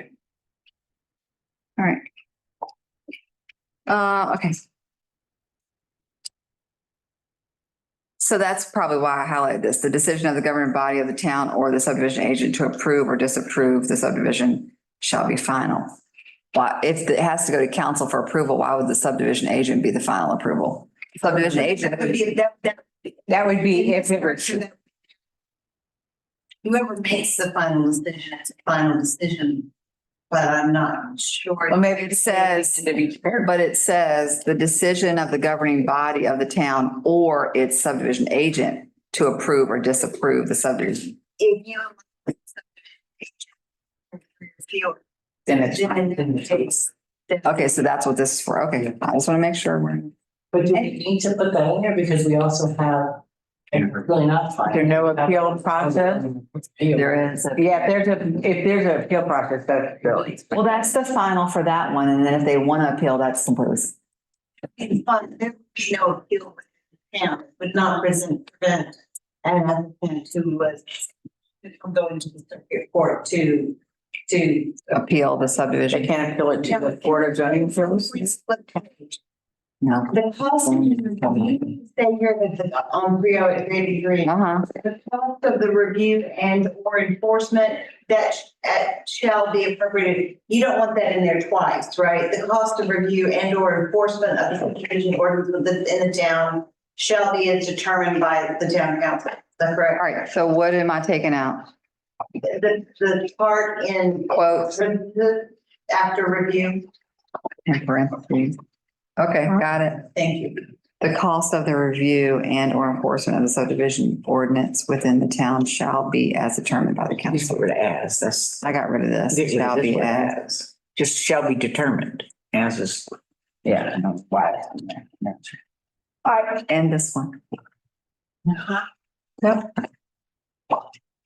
Okay, and then the next, it's talking about the town agent, where an agent may act, and I guess it should be subdivision agent.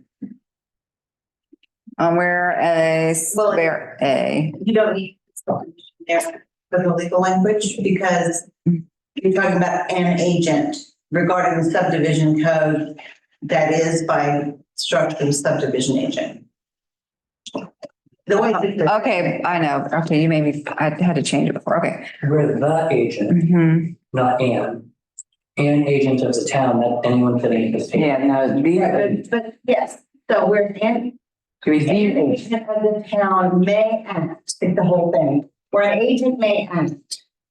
In reference to the subdivision ordinance, I would take out Louisa County there because it's not subdivision ordinance in Louisa County. And it was adopted by the town. Now, where an agent may act, the designated agent shall be the zoning administrator and I see. I should have kept reading. understood. Okay, so take out a subdivision ordinance of Louisa County or just take out Louisa County? Okay. Because under 380-1, the second you adopt this, Mhm. then whether it's in Louisa County or copied and pasted into, I mean, it does have the effect of copying and pasting that into your town code. Okay. So the zoning administrator is the subdivision agent is what this is saying. And this is basically saying that there's only one person at this table who can act on behalf of the town of Mineral for subdividing property. Is that what Is that? that what I'm reading? Right, and that's the zoning administrator. Agent, is the zoning administrator. Is Unless it comes- the only agent insofar as enforcing or,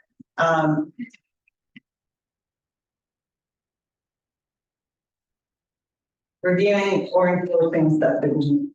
Okay.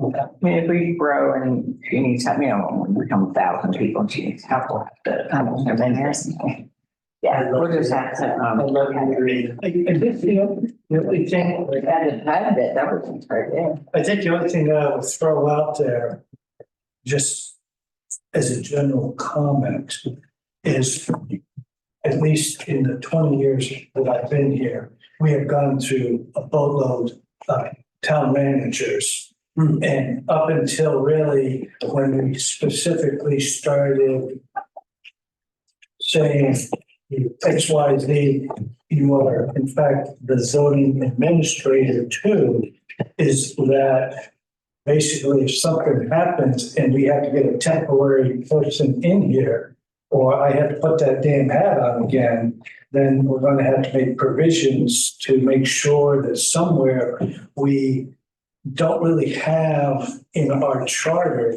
about the zoning administrative function. Right. So as we update other stuff, we need to think about that. Just in case something happens, you know, you get killed and all of a sudden I'm wearing a. Okay. Hospital. Well, yeah, anything. Or she could. So, Lord. Another provision on the absence of an appointed zoning administrator. All zoning comes to council. A zoning administrator has to be appointed. We have that. Yeah, you have to appoint a zoning administrator. You cannot. Okay, so I'm sorry. No, it's fine. So Nicole quits tonight. She says, you Oh, no. are crazy. I don't know. Oh, she quits tonight. We don't meet again until September. On emergency meeting. That is- And then right here, it says unless otherwise provided by a duly enacted ordinance of the town. So that covers you on Not everything. the case for a zoning administrator. That's, For a subdivision. that's what this is saying. Subdivision agent, this says that it's either the zoning administrator, so let's say you get a zoning administrator who's too busy, or for some reason you have a zoning administrator who knows zoning, but not subdivision law. In that case, you're not gonna want that. You have the authority, by the way, that it's written, to appoint someone with Someone else. subdivision. Right, you have separate people. I doubt that would happen, but But it also gives you the opportunity to adjust here and say that you can do that. And I think there's also something that says that you can appoint a zoning administrator if one is not available or something like that. It's in your code. Yeah, it So you have that. because that's when we get screwed up. Yeah. You should have always, You need a plan. Yep. Too. We don't have backup plans. someone has to do that. Yeah. And in practical terms, your code does not address it. Should, but council should appoint a new person. Also, but if there's no one there, then there is no one to take the role other than your town manager. That's not ideal. Your town manager at best should be zoning administrator for 30 seconds unless they have that expertise. There's a lot of legal consequences on zoning decisions. Especially if we're in the middle of it and can't afford to let the clock run while we decide. That's where I'm concerned right now. So let's go back to my scenario. We're gonna change a little bit. Nicole quit, she's crazy, she goes home, so we're dealing with that anymore. We appoint Kelly as our new zoning administrator, sorry, Kelly. That makes her the subdivision agent in the same action. Yes, Okay. right. But That's we what can that fill said. that off from her. Right. At any Get point. another, right, and we can hire somebody, and we can also hire a zoning person. And we can hire those temporarily and pay them. And Yes, but you would have to grow in land to do that because you don't have it, not big enough. Right, yeah. tutorial. Okay, I William, still do it. just wanted to bring that up, so, okay? Uh-huh, yep. All right, so with that, I'm looking for the. No. A motion to approve. Motion to adopt chapter 380 subdivision of land as presented and amended this evening. Second, All in favor? yes. No, anybody opposed? Okay. I'm giving it. With that, we have gone through all the comments. I'll give you a couple of minutes. Those of you who need to use the bathroom, we just have a couple of more things to address, and then we will get back to what's going on. Okay. Next on the agenda is council comments. If there's any. Yeah, I think that's right. If you wanted to talk about, I was going to wait until the September meeting, but I think it's prudent to bring it up. It's gonna be about anything. Yeah, Okay, the holiday celebration at Town Mill, believe it or not, we are at that time. This is when the Historic Foundation started planning for the last 3 years, was actually in August. The Historic Foundation at this moment is not planning a holiday event. I think it's kind of weird, we're not doing the home court unless that changes. So putting it to the town council, what would we like to do? I think we need to be thinking about it. As far as the tree lighting, the tree has to be ordered in the month of September. And that's always been done by beautification Right. before it was done. By the Historic Foundation. So I have the contact information for the farm that we get the tree from. If you wait past September, we're gonna get a hat tree. It does need to be ordered. So does beautification order that or the town manager orders that because beautification says you need to order that? Beautification just says you need to order. it. Okay. So Order the tree. The information, That's right, because they're not allowed to do it. yeah. So I'll get you the information Okay. for the tree guy.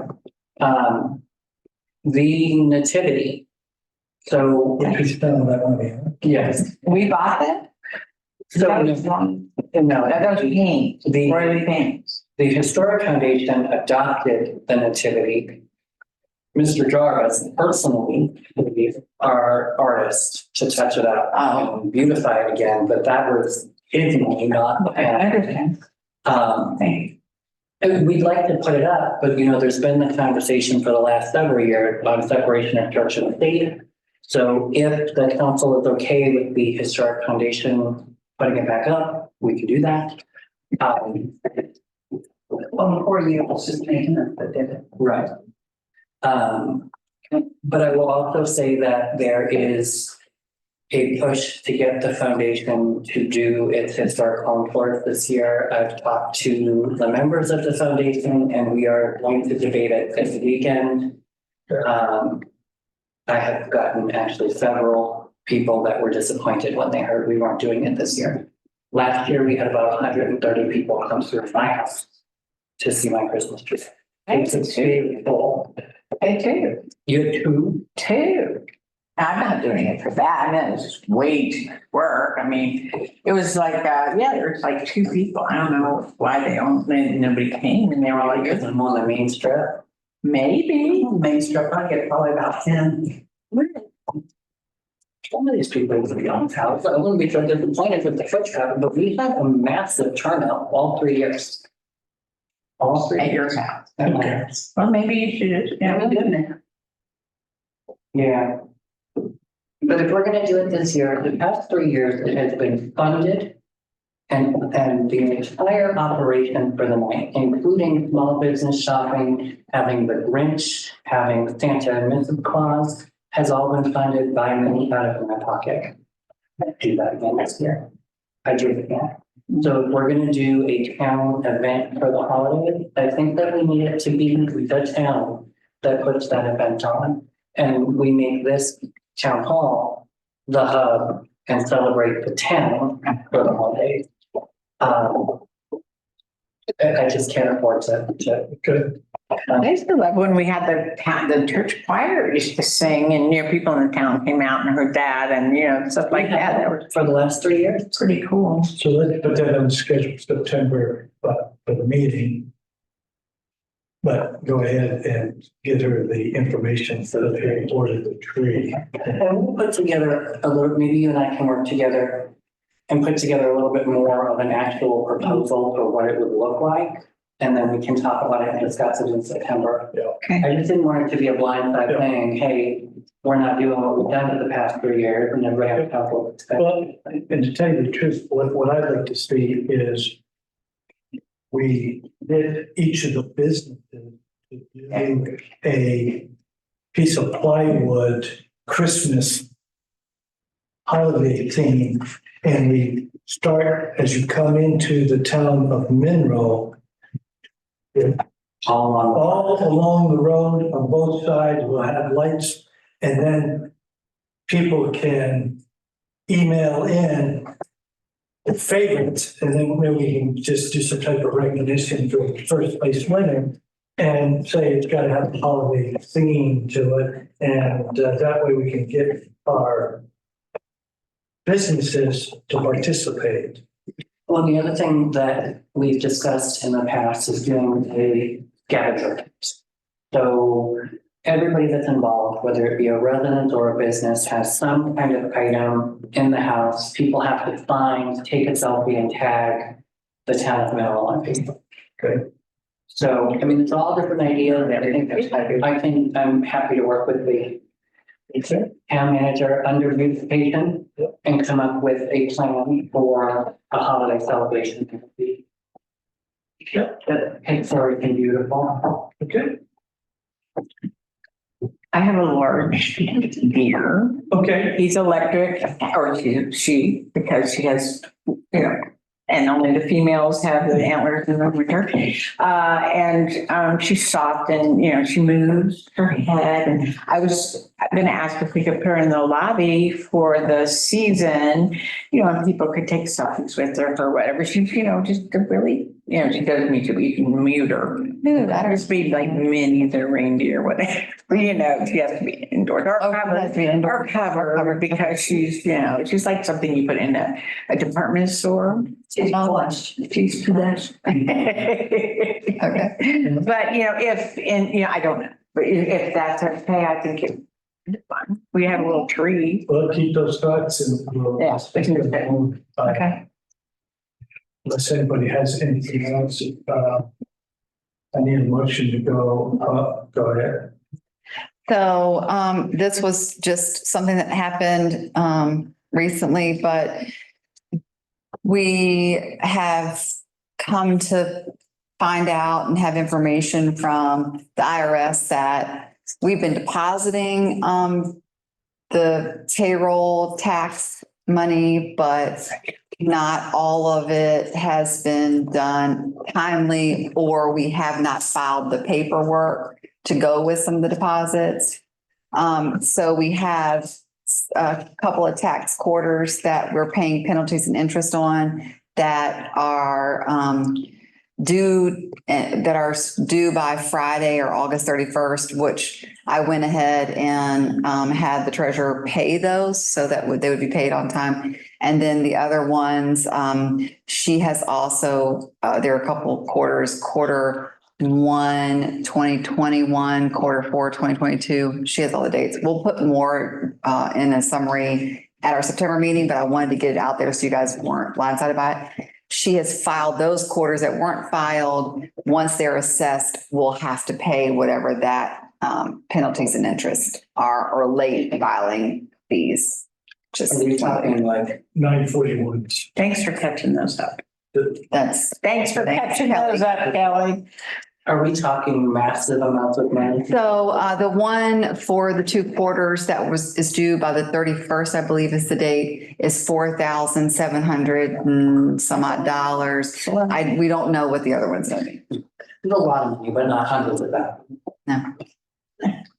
That's always my first thought. But again, this is going back to when administration started, you know, we didn't know. So.